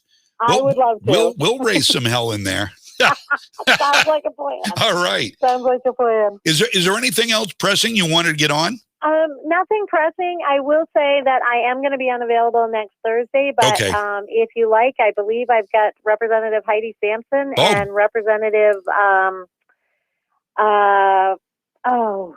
there's two education committee members that would love to get on and talk with you. So I'd love to talk with Heidi. Mike's had her on quite a bit, and I would love to get to know Heidi a little bit. So yeah, that would be great. Yeah, I'll make sure that I'll send you her number, and I'll make sure she has yours. Great, and also there's another representative. I think she's in the Wells area, and she is great. She was very funny when she was on with Mike. Beth O'Connor, yeah. Berwick, yeah. Yeah, she's Berwick. Fantastic. Okay. Yep. Yeah. So either one or both. If you get me both their numbers, I will reach out. I'll let them know, and I'll make sure that I send you the phone numbers. Terrific. All right, Shelley Rudnicki, Representative District 108. It is Smithfield. Sorry, no, I did that. I haven't. Yeah, it is Smithfield. Yes. Smithfield, Mercer, and Fairfield. District 108. And as always, I appreciate your time. Brought to you by Shelley's Used Cars and Caring Hands. And I apologize for missing the contract you sent back, and that's an inside thing, but I'm just a bonehead. Problem. I'm just a bonehead. All right, my friend. All right. Have a good weekend. You too. Say hi to Anthony for me, and you have a great weekend. Bye. Bye-bye. Representative Shelley Rudnicki. She's a hot ticket. I love talking with her. We got a lot more to come. We have the drag queen that was on the New York PBS station. A little story, and I don't know if you want to get your kids together or not. This could be fun. It could be some real family time. Could be some real family time for you. Hold on a second here. I messed things up just a little bit. Nothing serious. I'm not going to be in trouble or anything, but hang on. And okay, I think we're good to go. So. With that, let me say we're going to take a break here, and we'll be back with more. And yeah, I'll do the drag queen story coming up next, so you won't have to wait for it. Stick around. WSKW, Legacy 1160. Us hardworking men still want to look our best. That's why you need to head to Penny's Barbershop. You'll get an excellent haircut, straight edge neck shave, and a hot towel wrap, all for only $18. Hi, I'm Christine, and I know what you're looking for when it comes to a great haircut and shave. From traditional styles to new ones, we listen to our customers because we have done it all. When you look good, you feel good. So call Penny's Barbershop to set up an appointment today at 380-6224. Penny's Barbershop, 173 State Street in Augusta, next to Enterprise. Hey everybody, it's Jeff here from K-Tronics, your local TV expert, and I want to tell you about Dish TV. If technology, value, and customer satisfaction are important to you, then it's time to cut the cable cord once and for all. Upgrade your TV experience and start saving with Dish today. Drop by K-Tronics at 57 Main Street in Madison. Call 207-696-3200 or visit us on the web at ktronicsmaine.com. We are K-Tronics, your locally owned, operated, and trusted satellite TV experts.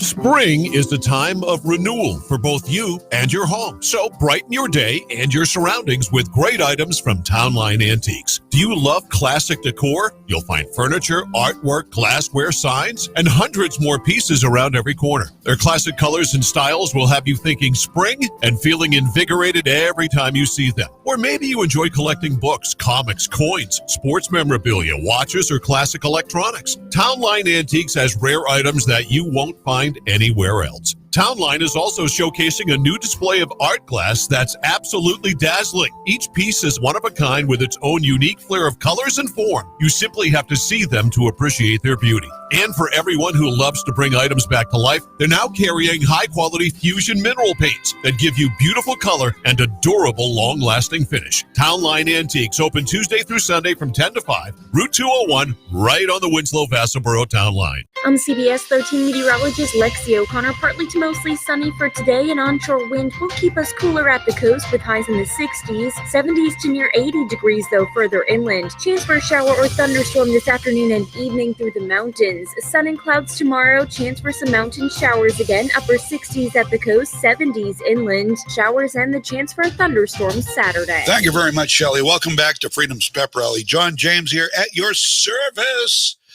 Thank you for the comments. Thank you for liking the show and sharing the show. I sure do appreciate it. The more we get, the better it is. And if you want to go ahead and share it on social media, I would thank you. I will be forever in your debt. And the audio, too, you can always get the audio. Here's where the streams are, just so you can spread it around, have people look. You can find it Legacy 1160 if you search anywhere.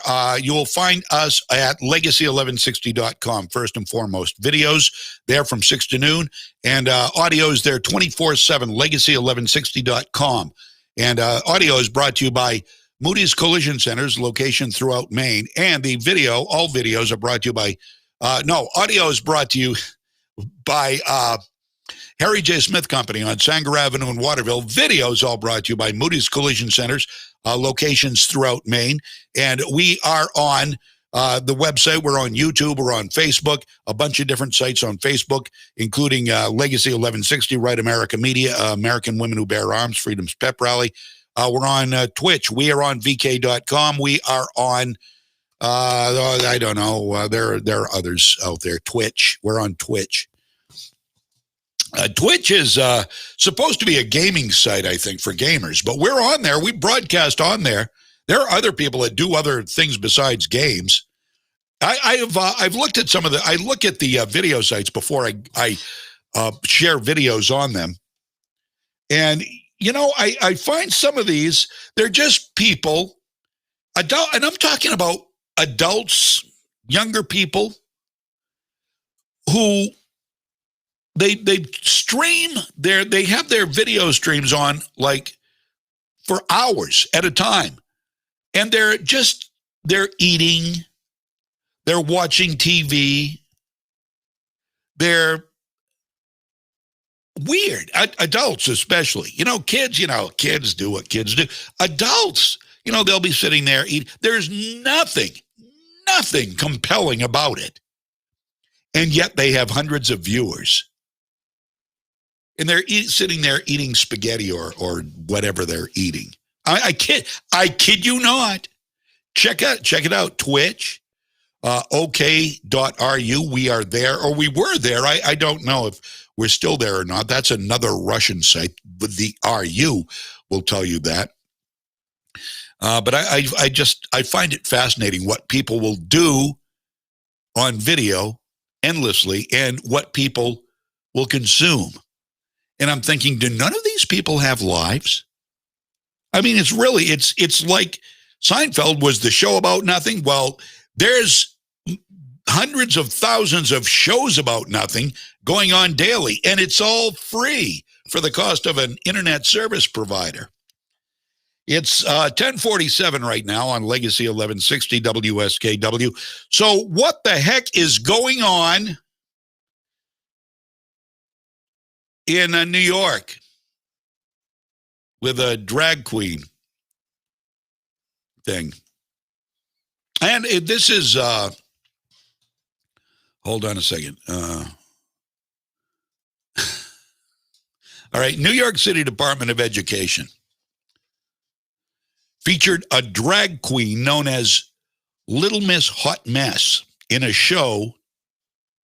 I'm not making this up. Aimed at 3 to 8-year-olds with at-home learning. So I guess this was part of the curriculum. It's a partnership between PBS member station, PBS member station, WNET TV, and the New York City Department of Education. It aims to help, quote, children 3 to 8 with at-home learning with programs featuring, quote, instruction by educators and virtual field trips. And one of the shows features a drag queen named Little Miss Hot Mess.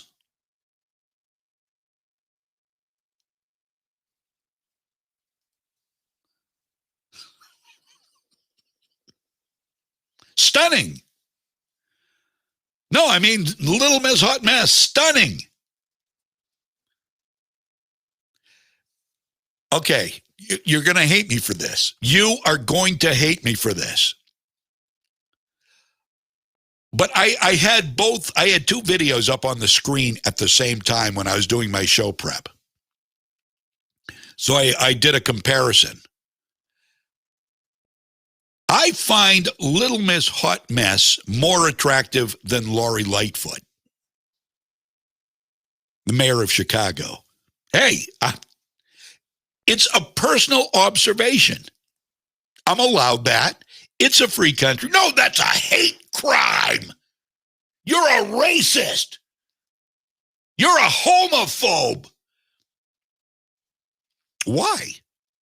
I mean, you've got Little Miss Hot Mess, who I'm not sure. I think it's a man dressed as a woman, and you've got Lori Lightfoot, who is the lesbian mayor of Chicago. So, you know, choosing one doesn't make me homophobic, I don't think. Although, if you want to project yourself onto me, go ahead.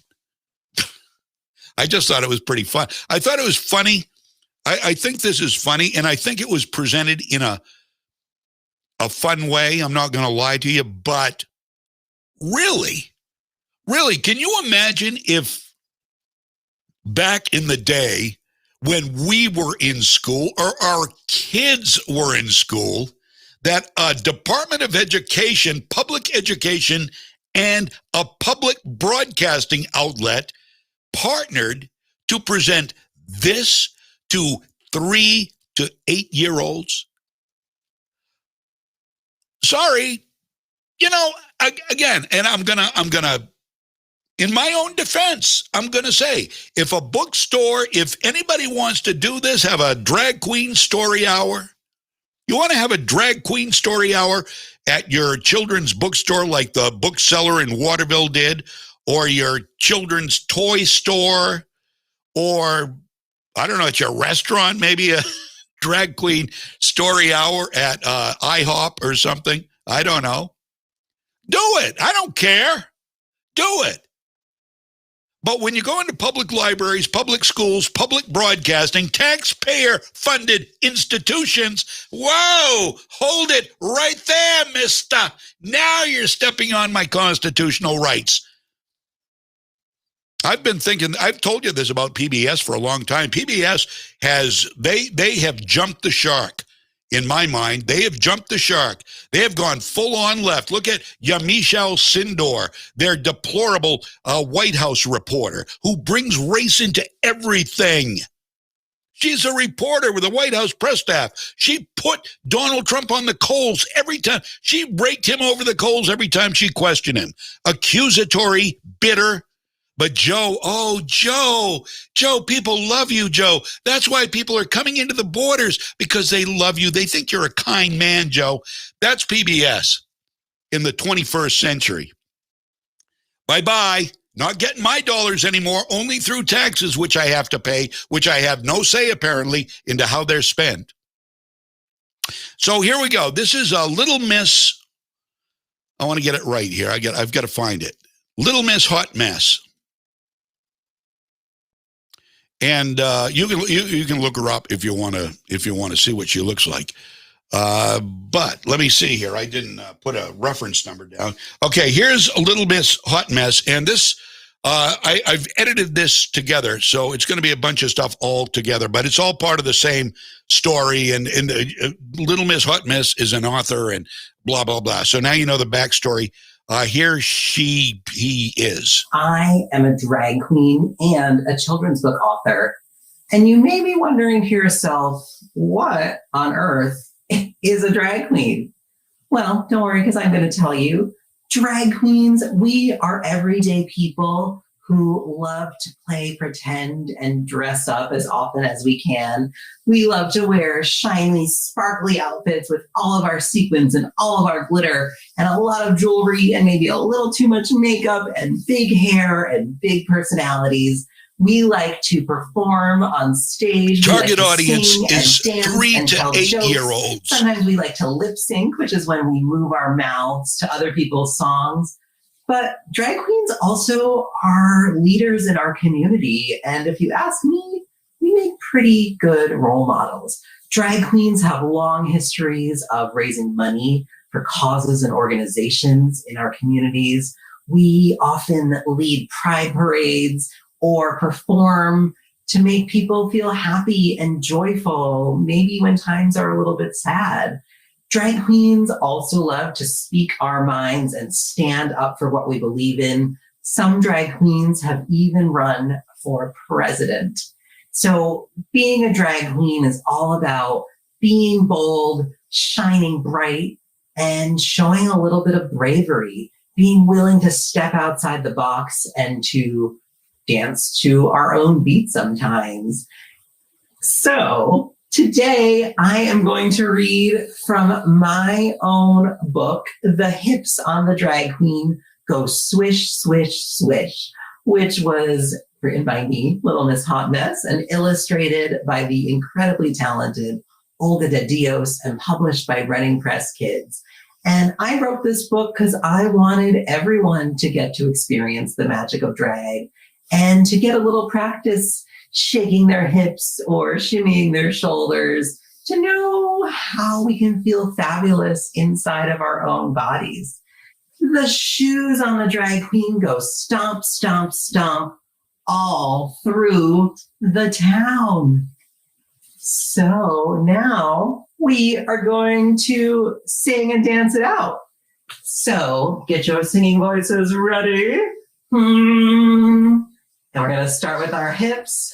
The hips on the drag queen go swish, swish, swish, swish, swish, swish, swish, swish, swish. The hips on the drag queen go swish, swish, swish, all through the town. Okay.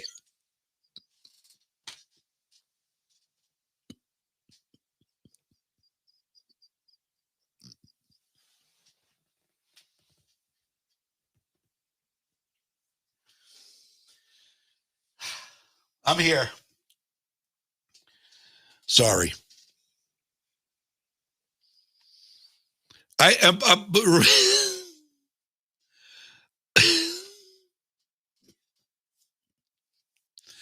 All right. Sorry. So it was delightful. You know, I'm not going to lie to you. As an adult, I might watch it for the entertainment value. The target audience is 3 to 8 year olds here. In New York City public schools, watching the PBS station in New York City. The hips on the drag queen. I mean, forget about the fact that the cadence is way off. I'm sorry, drag queen is 2 syllables. It's not one. Drag queen does not fit the cadence of the song. I'm a stickler for that stuff. But to see the motions and, you're talking to 3-year-olds about sequins and too much makeup.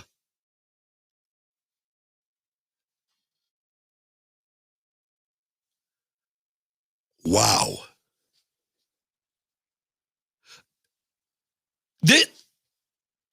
Okay, now, where is the education value?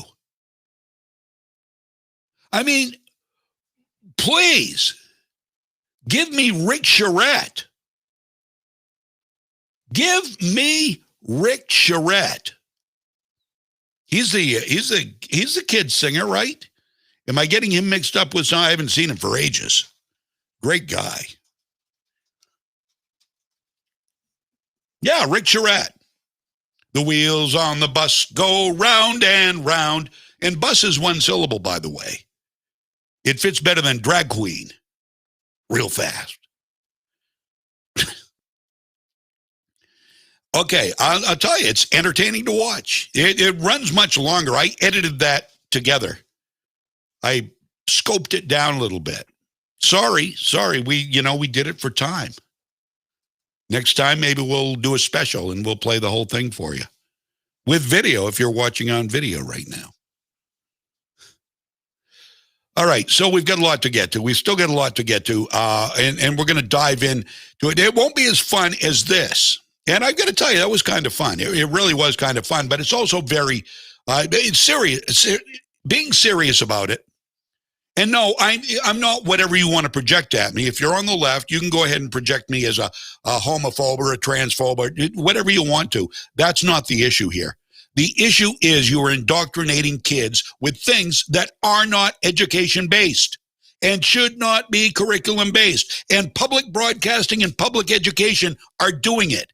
We're going to get to some of the public education edicts going on in this country next hour. In fact, we'll start the hour with it. It'll dovetail nicely with this. Stick around. News is next. I'm John James. WSKW, Legacy 1160. Incense and Peppermints doesn't just have a huge selection of scrumptious candies. They have sweet treats that'll bring back wonderful memories every time you share them. Incense and Peppermints has candy that's fun for the whole family, like Jelly Bellies, Smarties, Turkish Taffy, Mellow Cups, Laffy Taffy, and Necco wafers. And candy that'll take you on a trip down memory lane, like old-fashioned penny candies, root beer barrels, atomic fireballs, Mary Jane's Bit of Honey, and Jawbreakers. They even carry Maine favorites like Moose Poop and Saltwater Taffy. Incense and Peppermints, 48 Main Street in downtown Waterville.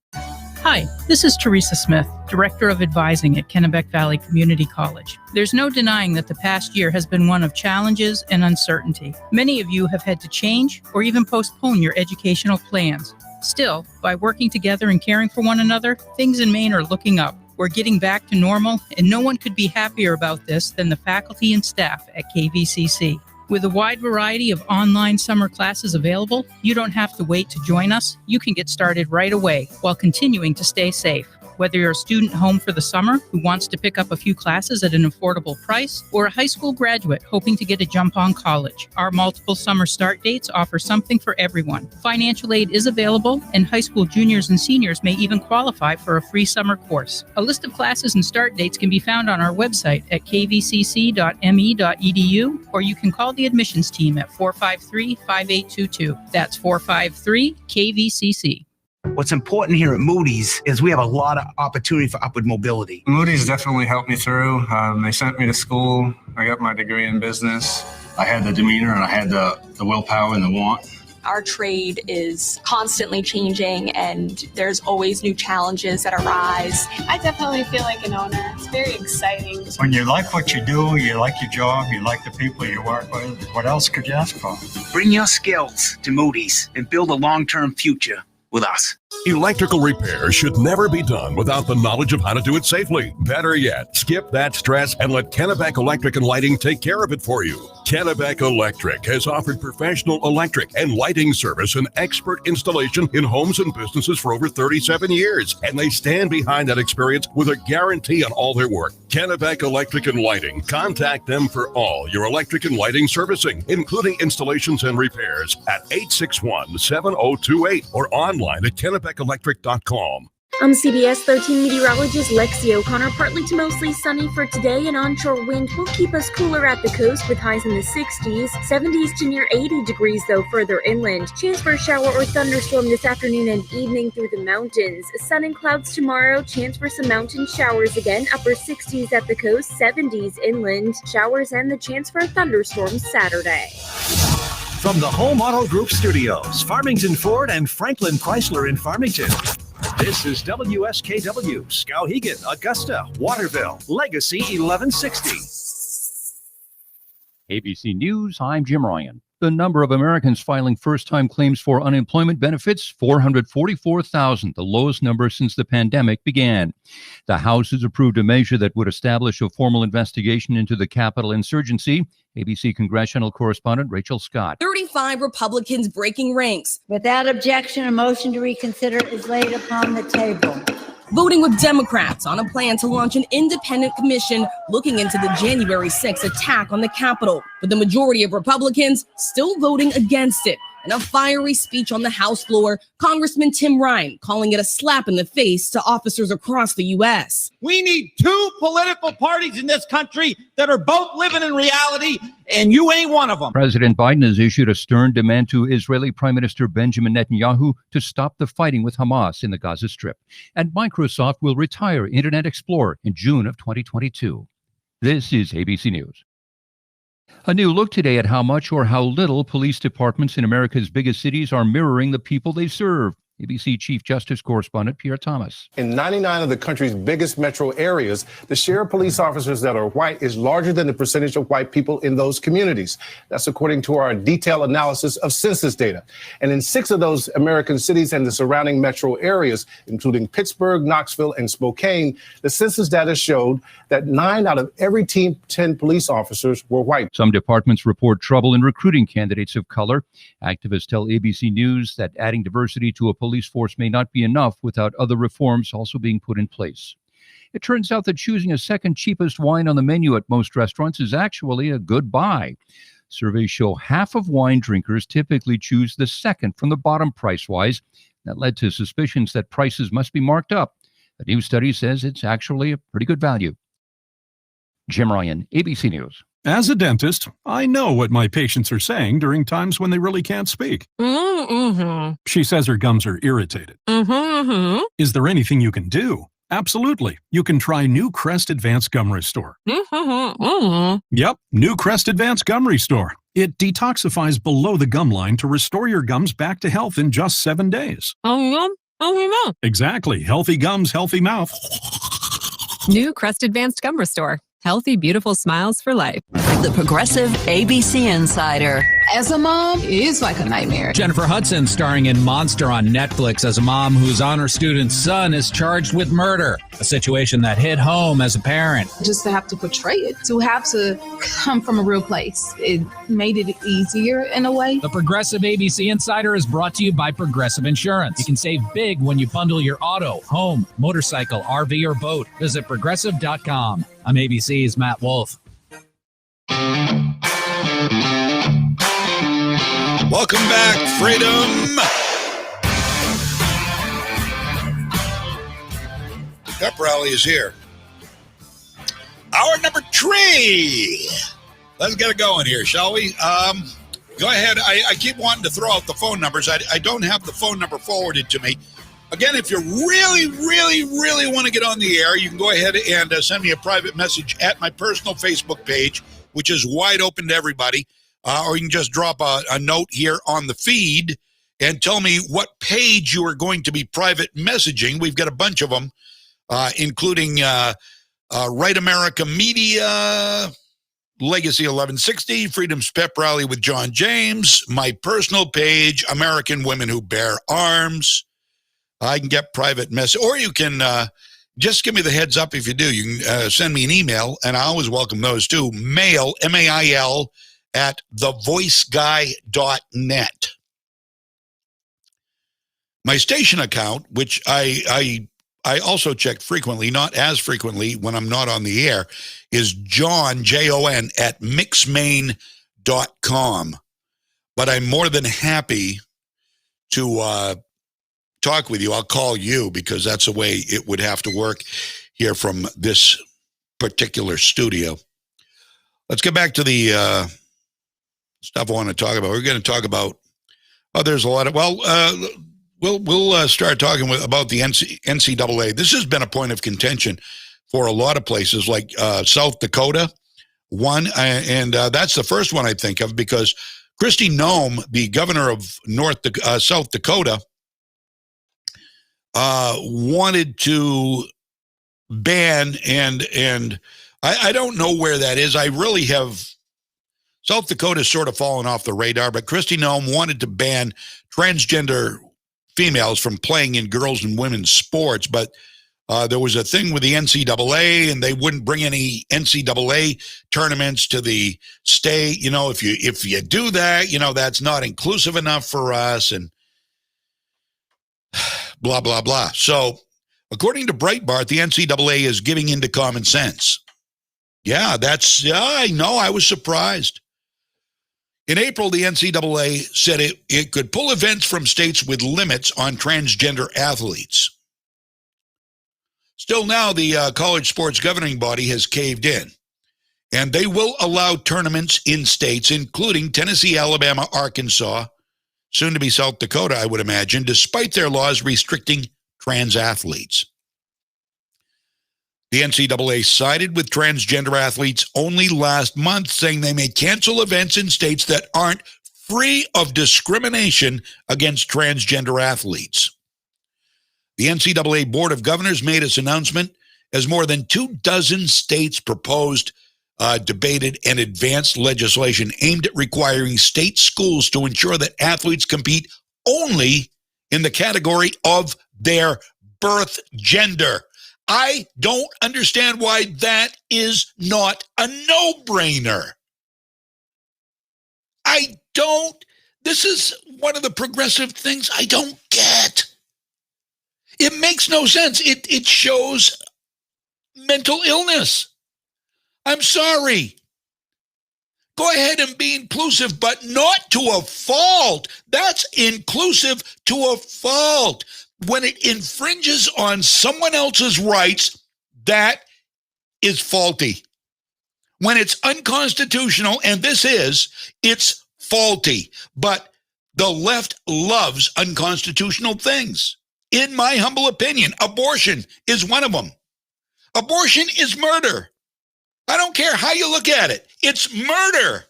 And they keep pushing the envelope to almost birth to born. It's murder. It's legalized unconstitutional murder, but the left embraces it. The left embraces transgender girls playing against my daughter in her sports, beating her every time. They embrace ludicrous, unconstitutional things. That, in my mind, is a mental illness, one that maybe ought to cause them pause to think about moving to a country that is more open. Good luck. Good luck finding that. Most places you can't be transgender, or you are locked up or maybe killed. Yeah, What? Never heard of that. It's because you haven't read. You haven't looked. You haven't heard. You've never been. You've never been anywhere except America, where you think you are so oppressed. And this is such an oppressive society. Yeah, well, go find someplace better, my friend. Good luck, by the way. Good luck. Better wear a helmet and some pads. I'm telling you right now.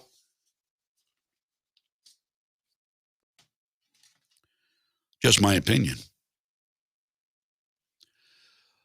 So over the weekend, the NCAA named Alabama, Arkansas, and Tennessee host schools for the softball regionals. I love watching women's softball. I love watching women's softball tournaments on TV. Oh, you pig. I enjoy the sport. I enjoy the talent. And I really enjoy the fact that they are doing it for the love of the game and not because they're being paid $10 million a season. That's why I love it. And the talent is remarkable. And it's fun. I love baseball. I could care less. I would rather watch women's softball, men's baseball, Little League, World Series, and playoffs. Any day over Major League, another organization that has jumped the shark. Overpaid social justice warriors. That's what sports is becoming. And no, I don't want to tune into women's college softball championships and see some 6'4" woman with a beard playing second base. I'm sorry. Nope. Not my kind of softball, my friend. But again, that's just my opinion.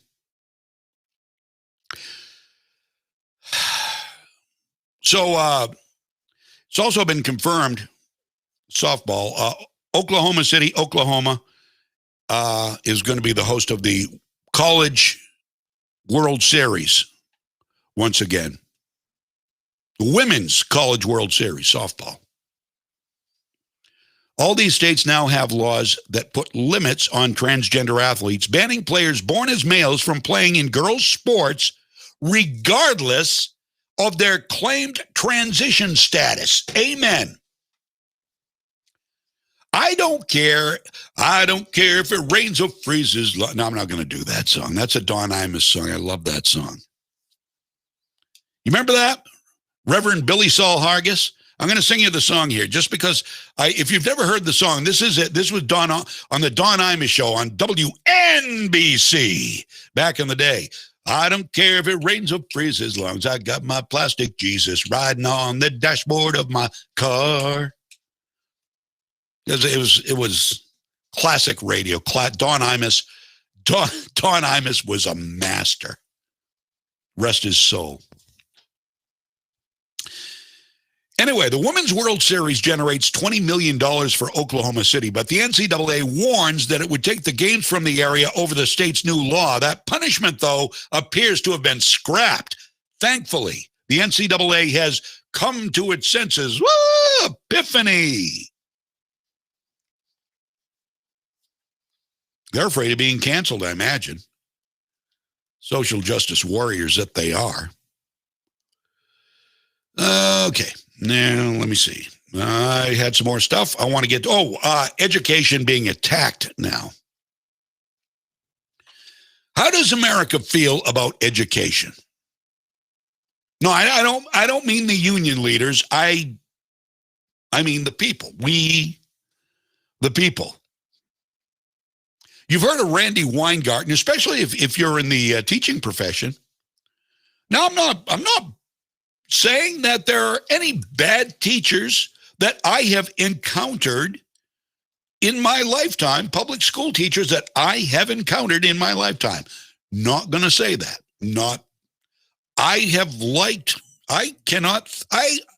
Going out of my way, maybe I could think of a few teachers who I thought were a little over the top. But no, I think all the teachers I've ever encountered thus far, including the ones I've met my grandson, who's now a sixth grader, has. They all seem to be very good stand-up people, good educators. And I do ask questions. Maybe it's not my place. I'm not a parent, but I do ask questions because I want to know these things. I'm concerned enough for my family and my friends to want to know what goes on, and I haven't seen any red flags. It's not like that everywhere, though. Now, Randy Weingarten is president of the American Federation of Teachers. You've seen her all over the news lately, defending the continued masking and school shutdowns, which necessitate kids to learn remotely or be covered up constantly while in class, all while indoctrinating them with gender theory, critical race theory, and other non-basic education that kids need. We filled our day. When I was in school, when I was a youngster in school, we literally filled our day with the exception of recess, lunch hour, and the milk break, the little milk break in the morning where they passed out the little half pints of milk and straws. I miss those days. It was whole milk, too. It wasn't this crappy 2% stuff. $1.05 every week, I think it costs for milk for the week. So anyway, from the time we started class till the end of the day, we learned stuff. We learned the reading. We learned how to write. We learned arithmetic. We learned history. I mean, there was always, we'd go from one thing to the next, to the next, to the next. Before we got older, started changing classes, we went from one thing to the next, and we were learning all the time. And that's all there was time for, is to learn stuff. But now, how are they fitting all this other, the gender theory, the critical race theory? How much time is this taking up in the day, which should be full of non-electives, education stuff that you need? Are the kids coming out of school dumb?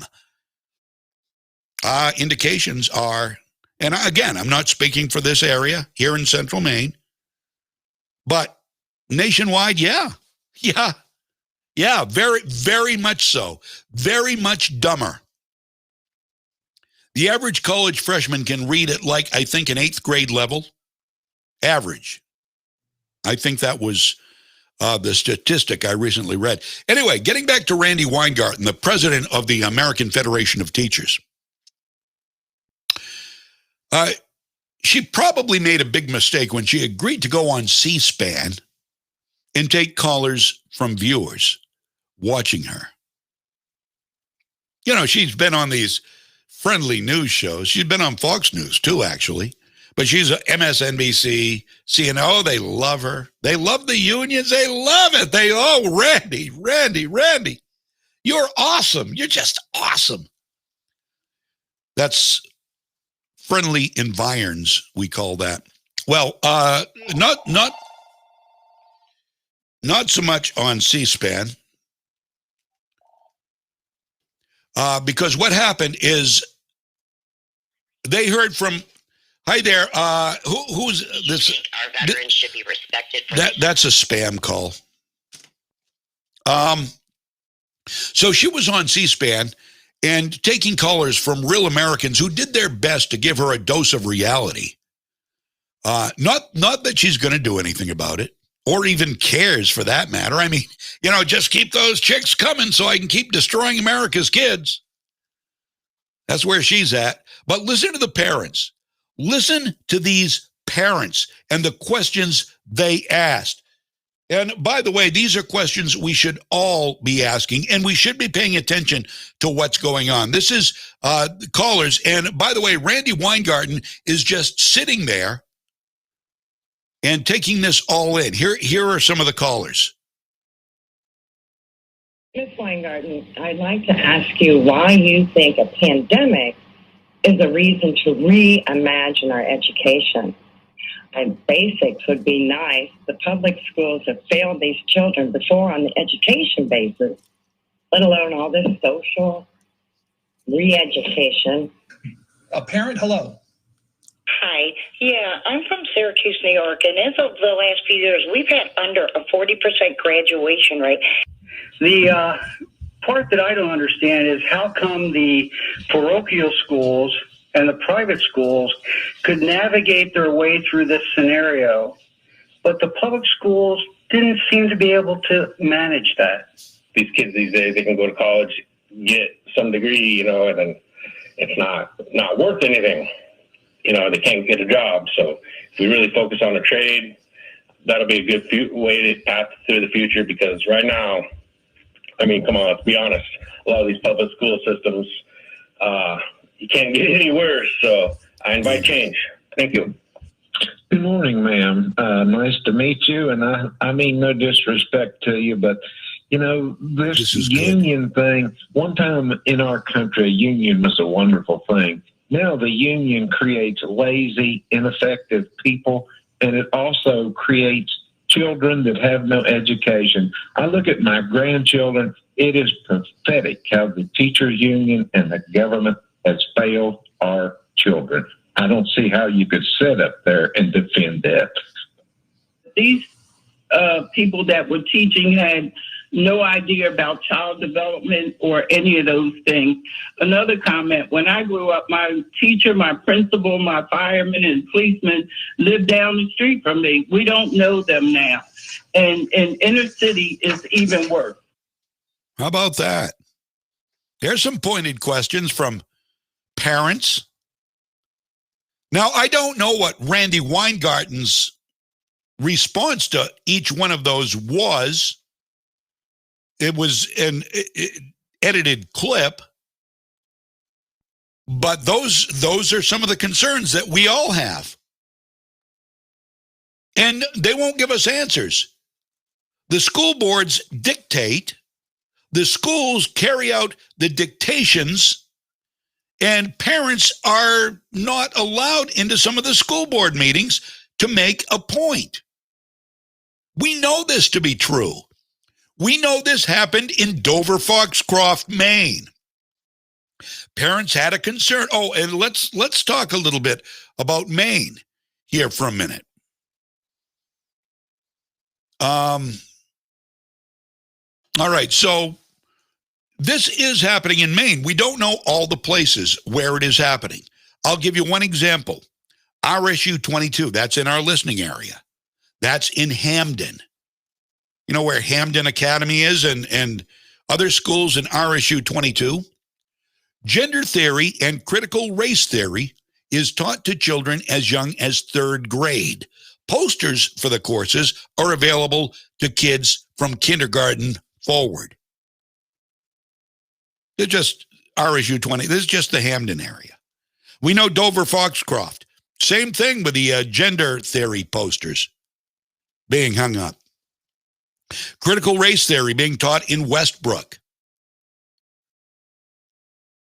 There's a website where you can let people, if you know, you can let them know, and they will call out.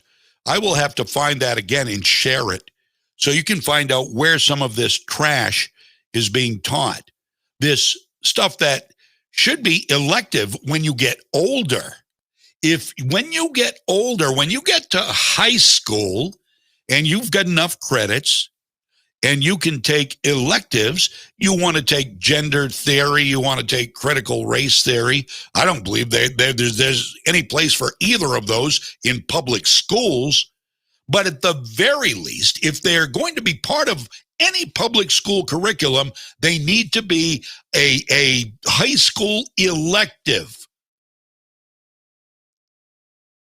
I don't think they belong in schools. Personally, I just don't.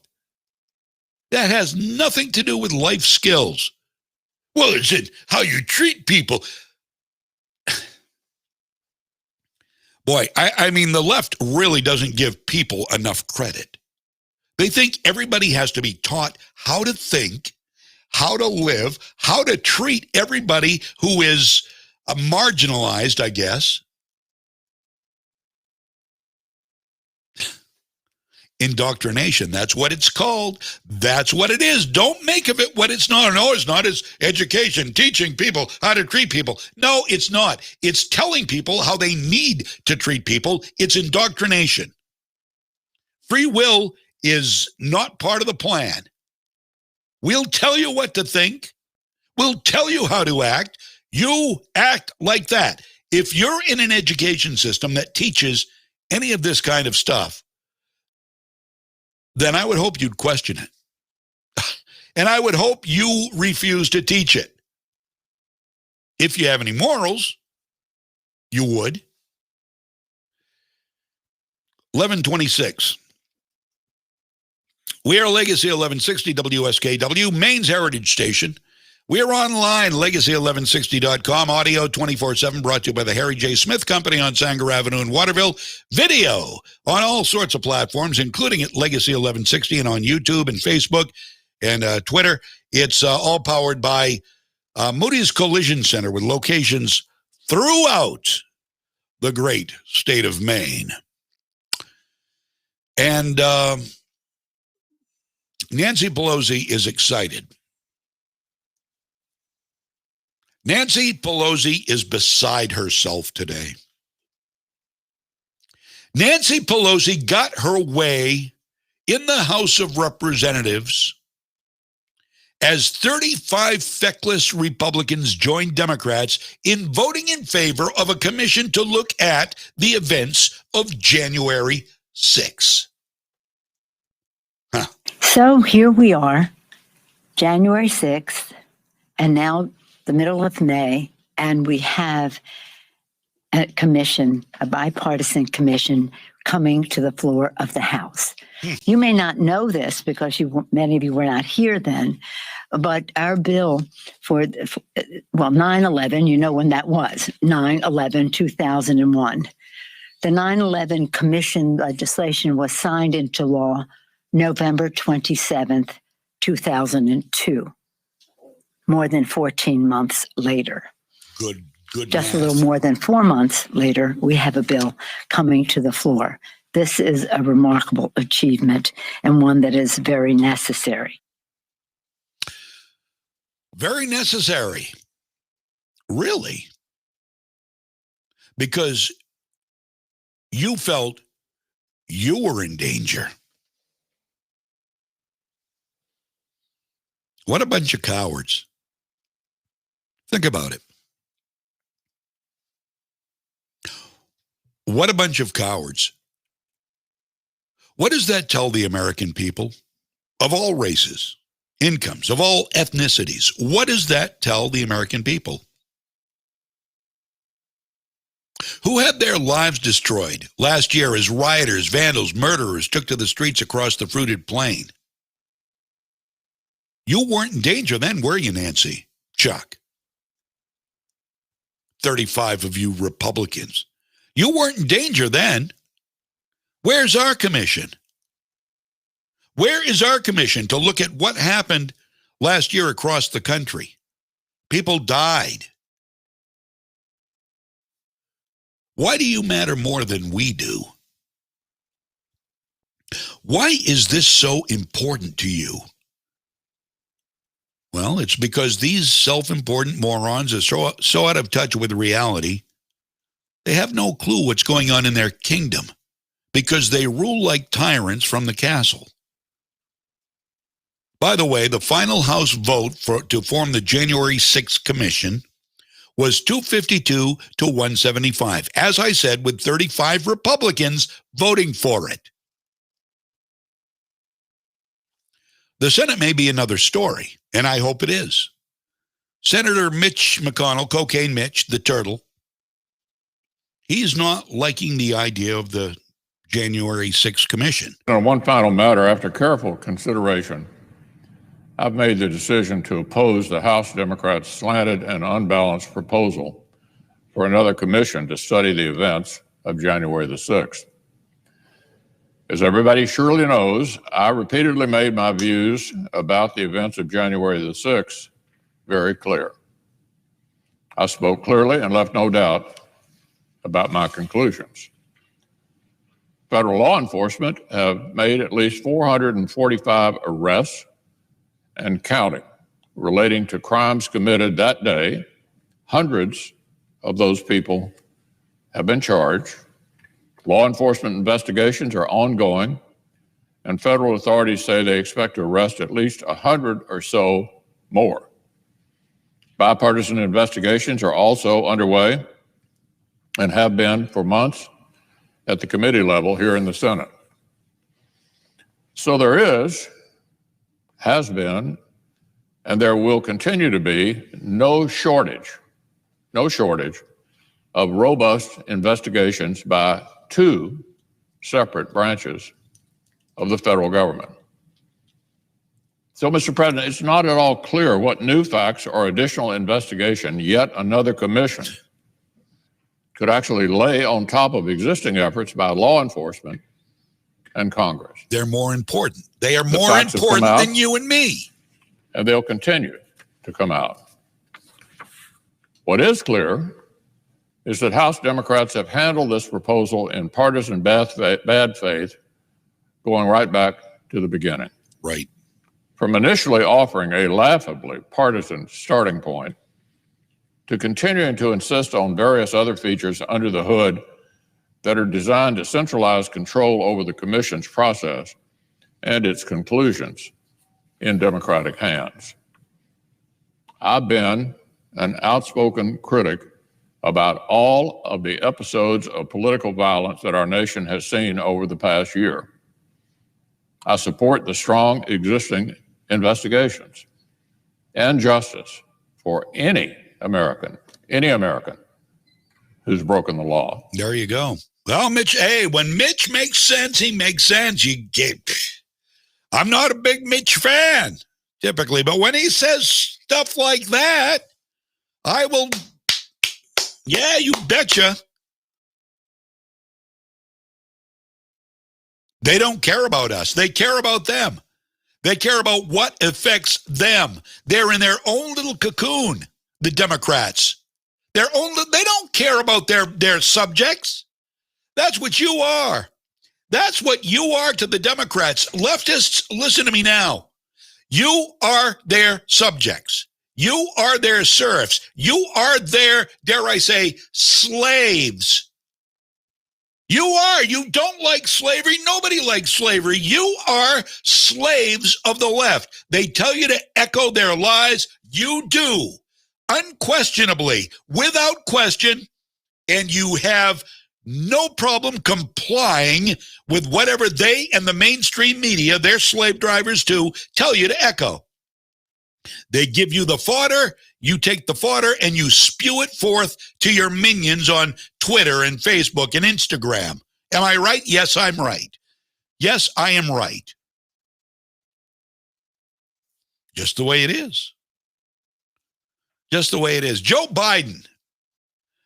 Oh, let's talk a little bit about Joe. We're going to talk about Joe Biden. We're going to finish the show talking about two of my favorite subjects, Joe Biden and Lori Lightfoot. You don't want to miss this. Stick around. I got audio. You're going to like it. I'm John James. Legacy 1160, WSKW. Spring is the time of renewal for both you and your home. So brighten your day and your surroundings with great items from Town Line Antiques. Do you love classic decor? You'll find furniture, artwork, glassware, signs, and hundreds more pieces around every corner. Their classic colors and styles will have you thinking spring and feeling invigorated every time you see them. Or maybe you enjoy collecting books, comics, coins, sports memorabilia, watches, or classic electronics. Town Line Antiques has rare items that you won't find anywhere else. Town Line is also showcasing a new display of art glass that's absolutely dazzling. Each piece is one of a kind, with its own unique flair of colors and form. You simply have to see them to appreciate their beauty. And for everyone who loves to bring items back to life, they're now carrying high-quality fusion mineral paints that give you beautiful color and a durable, long-lasting finish. Town Line Antiques, open Tuesday through Sunday from 10 to 5. Route 201, right on the Winslow-Vassalboro Town Line.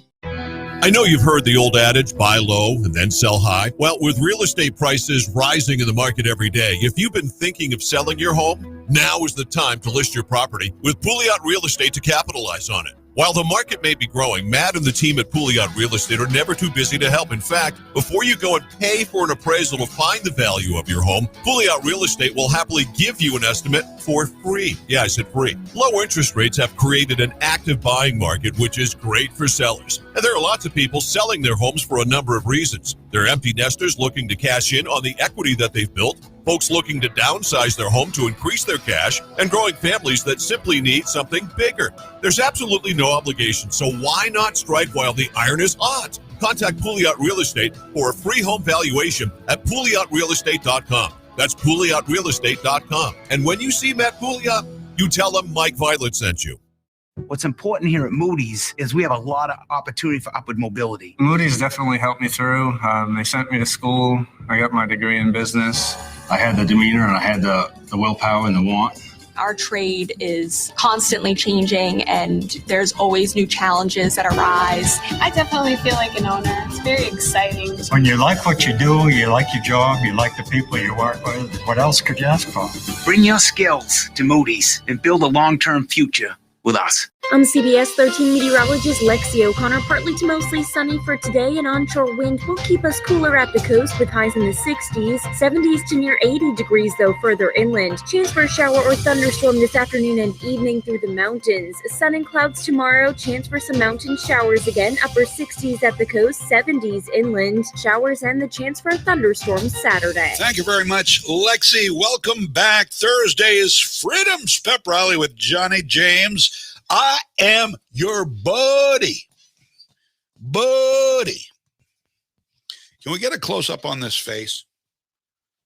Tell me if, well, that may be a little too close. Is that okay? Do you like the unshaven look? Yeah, that's fine. That's close enough. Kind of scruffy. That's as long as I like to let it get.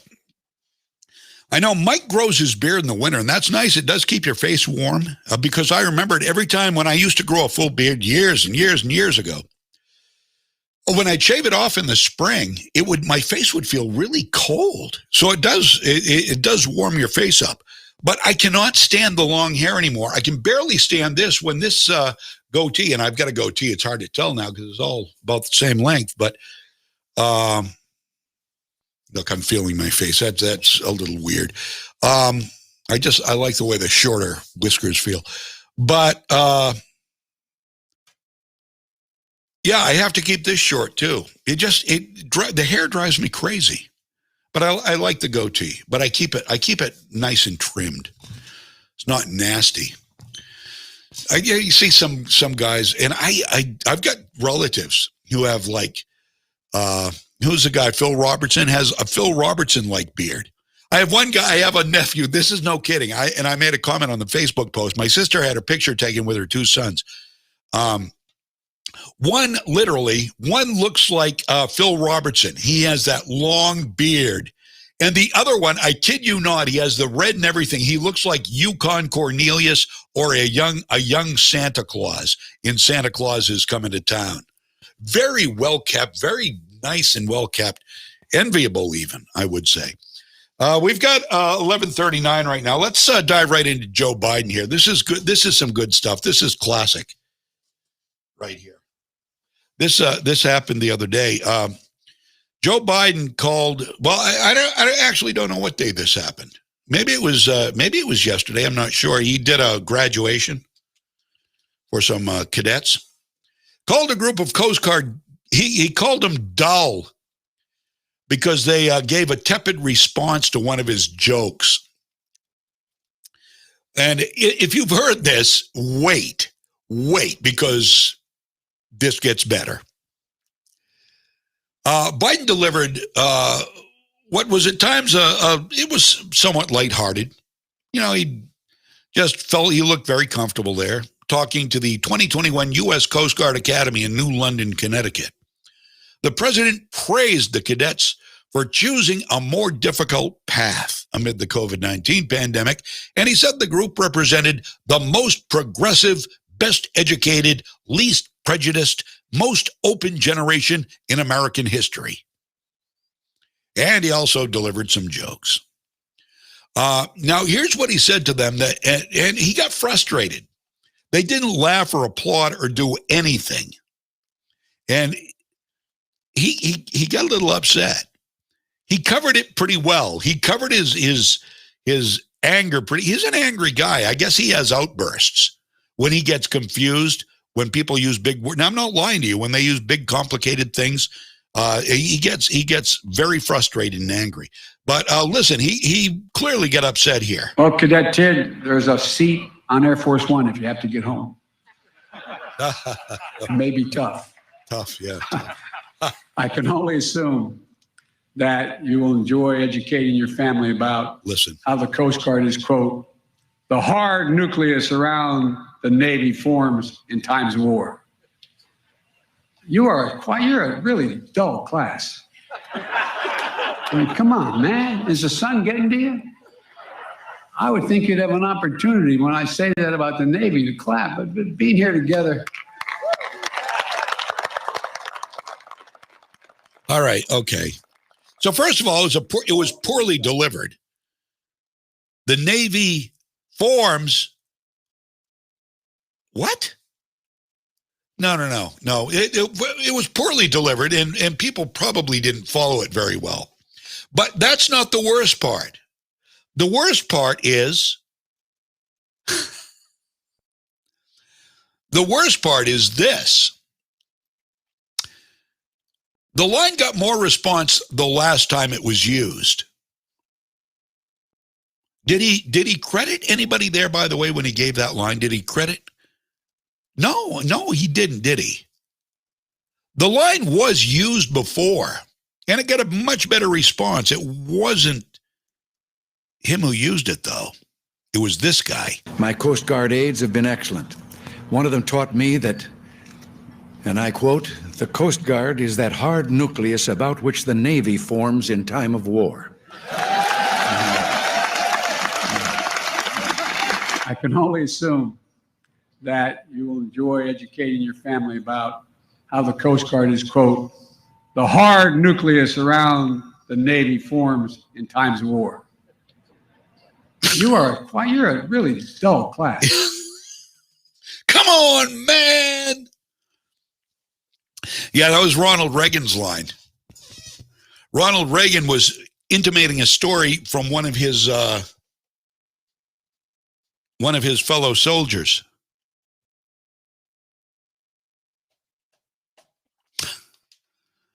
But that's not unlike Joe. That Joe is a stealer. He's a liar. He is corrupt. Oh, Joe, he's a great guy. Joe's a great guy. No, he's not. He is a devil in sheep's clothing, a wolf, the proverbial wolf in sheep's clothing. So the line was stolen from the great communicator with no credit given. It's not the first time. No. Biden has made a career out of stealing great lines from people and using them without credit. Now, I don't know if you've heard this before. Also, he lies unapologetically about all kinds of things, including his academic credentials. Lies, bald-faced, provable lies. He once got caught and called out back when news was truly journalism. He used to get called out. Listen, this piece starts with Connie Chung, and it's as entertaining as it is informing. Listen. Democratic presidential candidate Joseph Biden today faces a controversy. 3 weeks ago at a debate at the Iowa State Fair, he used phrases identical to those delivered by British Labour Party leader Neil Kinnock. Biden seemed to be claiming Kinnock's vision and life as his own. Why is it that my wife, who's sitting out there in the audience, is the first in her family to ever go to college? Why is Gladys the first woman in her family in 1,000 generations to be able to get to university? My ancestors who worked in the coal mines in northeast Pennsylvania don't come up after 12 hours and play football. 8 hours underground and then come up and play football. It's because they didn't have a platform upon which to stand. There was no platform upon which they could stand. The notion that every thought or notion or idea you'd have to go back and find and attribute to someone, I think is, quite frankly, ludicrous. The problem here is that Senator Biden told his audience he'd just been thinking about these things, and he failed to give any credit at all to his famous British speechwriter. You know, I was thinking on the way over here. Now, that's a little too much because, as you point out, what's behind the words? What's there? And a lot of people, the rap on Biden has always been that it's just a surface. I should have said, to paraphrase Neil Kinnock, it's the only time I didn't, and all the times I've ever used it. But CBS News found a tape of a second instance. It reappeared in the New York Times with a new charge that Biden had appropriated a famous litany from the late Robert Kennedy about what the gross national product cannot measure. It cannot measure the health of our children. The health of our children. The quality of our education. The quality of their education. The joy of their play. Or the joy of their play. Biden gave Kennedy no credit. He has also quoted or paraphrased John Kennedy, Hubert Humphrey, and British Labour Party leader Neil Kinnock, all without credit. Joseph Biden admitted today that he committed plagiarism when he was in law school. He said it was a mistake, but that it was unintentional. He quoted 5 pages of someone else's work without proper citation. I've done some dumb things, and I'll do dumb things again. He was given an F. So, ladies and gentlemen, I've been dumb. To the political community in Washington, it all seems of a piece. Plagiarism at law school, plagiarism on the stump. The great communicator. Strike that.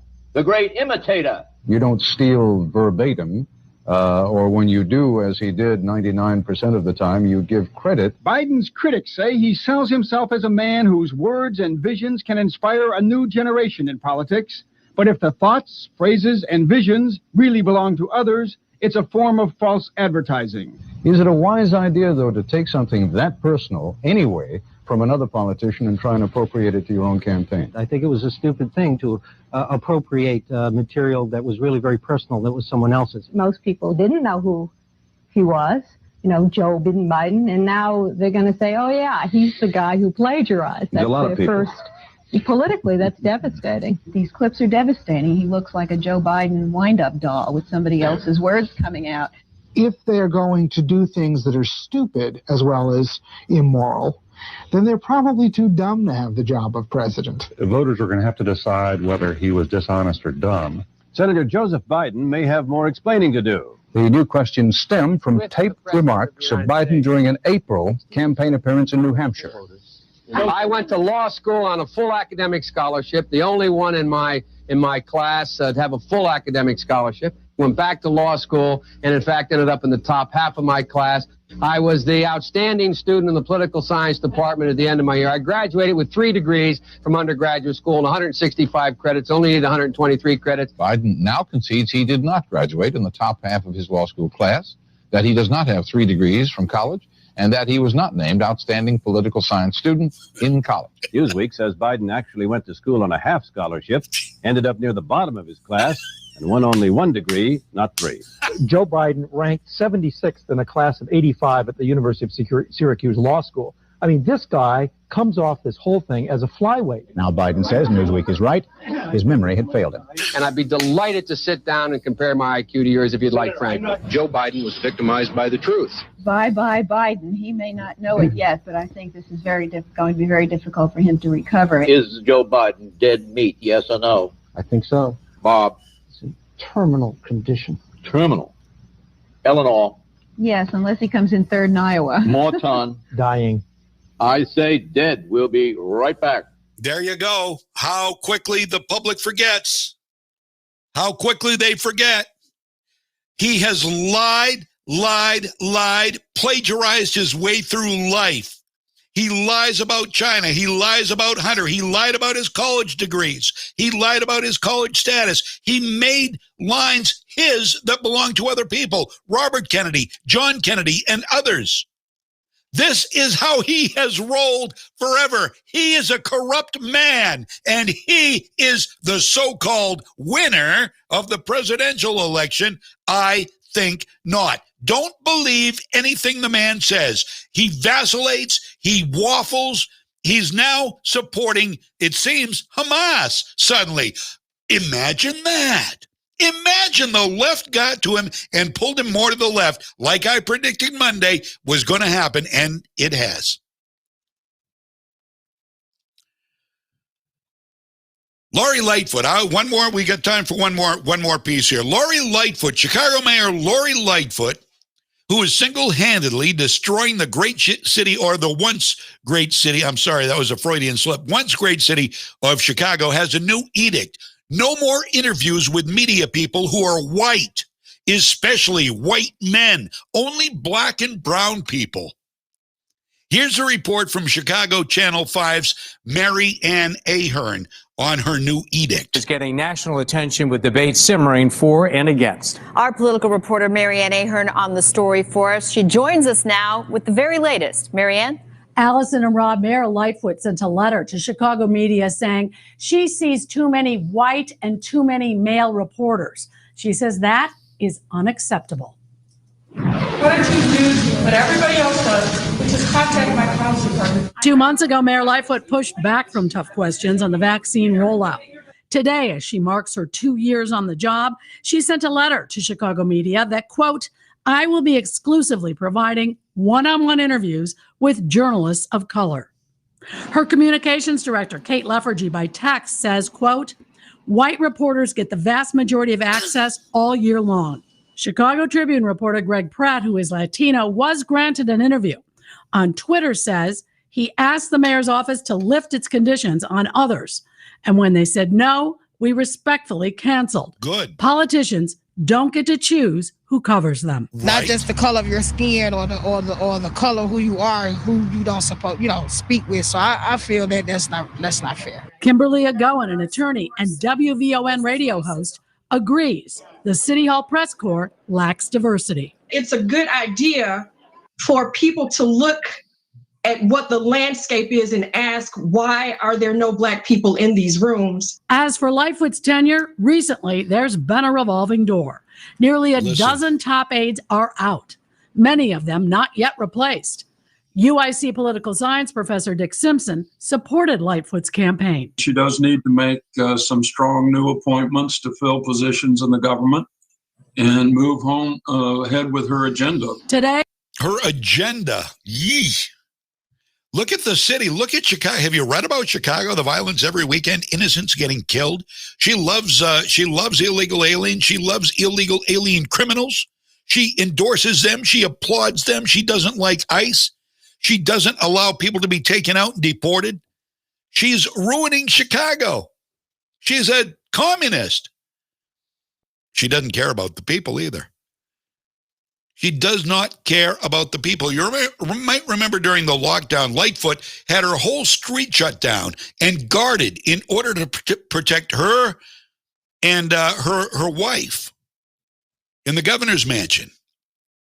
She also shut down businesses, including hair salons, but then called a stylist into her salon to cut her hair, and then posted a picture of the two of them standing next to each other, touching each other without masks. And naturally, she defended it because she is in charge of the city. She has to look good. We are trying to do the best that we can under difficult circumstances.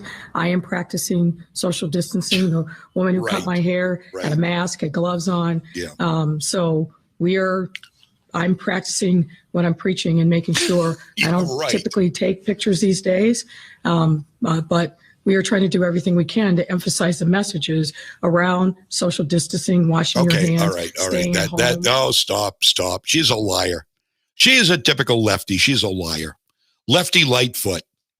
So last night on the Sean Hannity show, two great black men, two great black voices spoke out about Lightfoot's minority-only policy on interviewees, or interviewers, I should say. First, Larry Elder.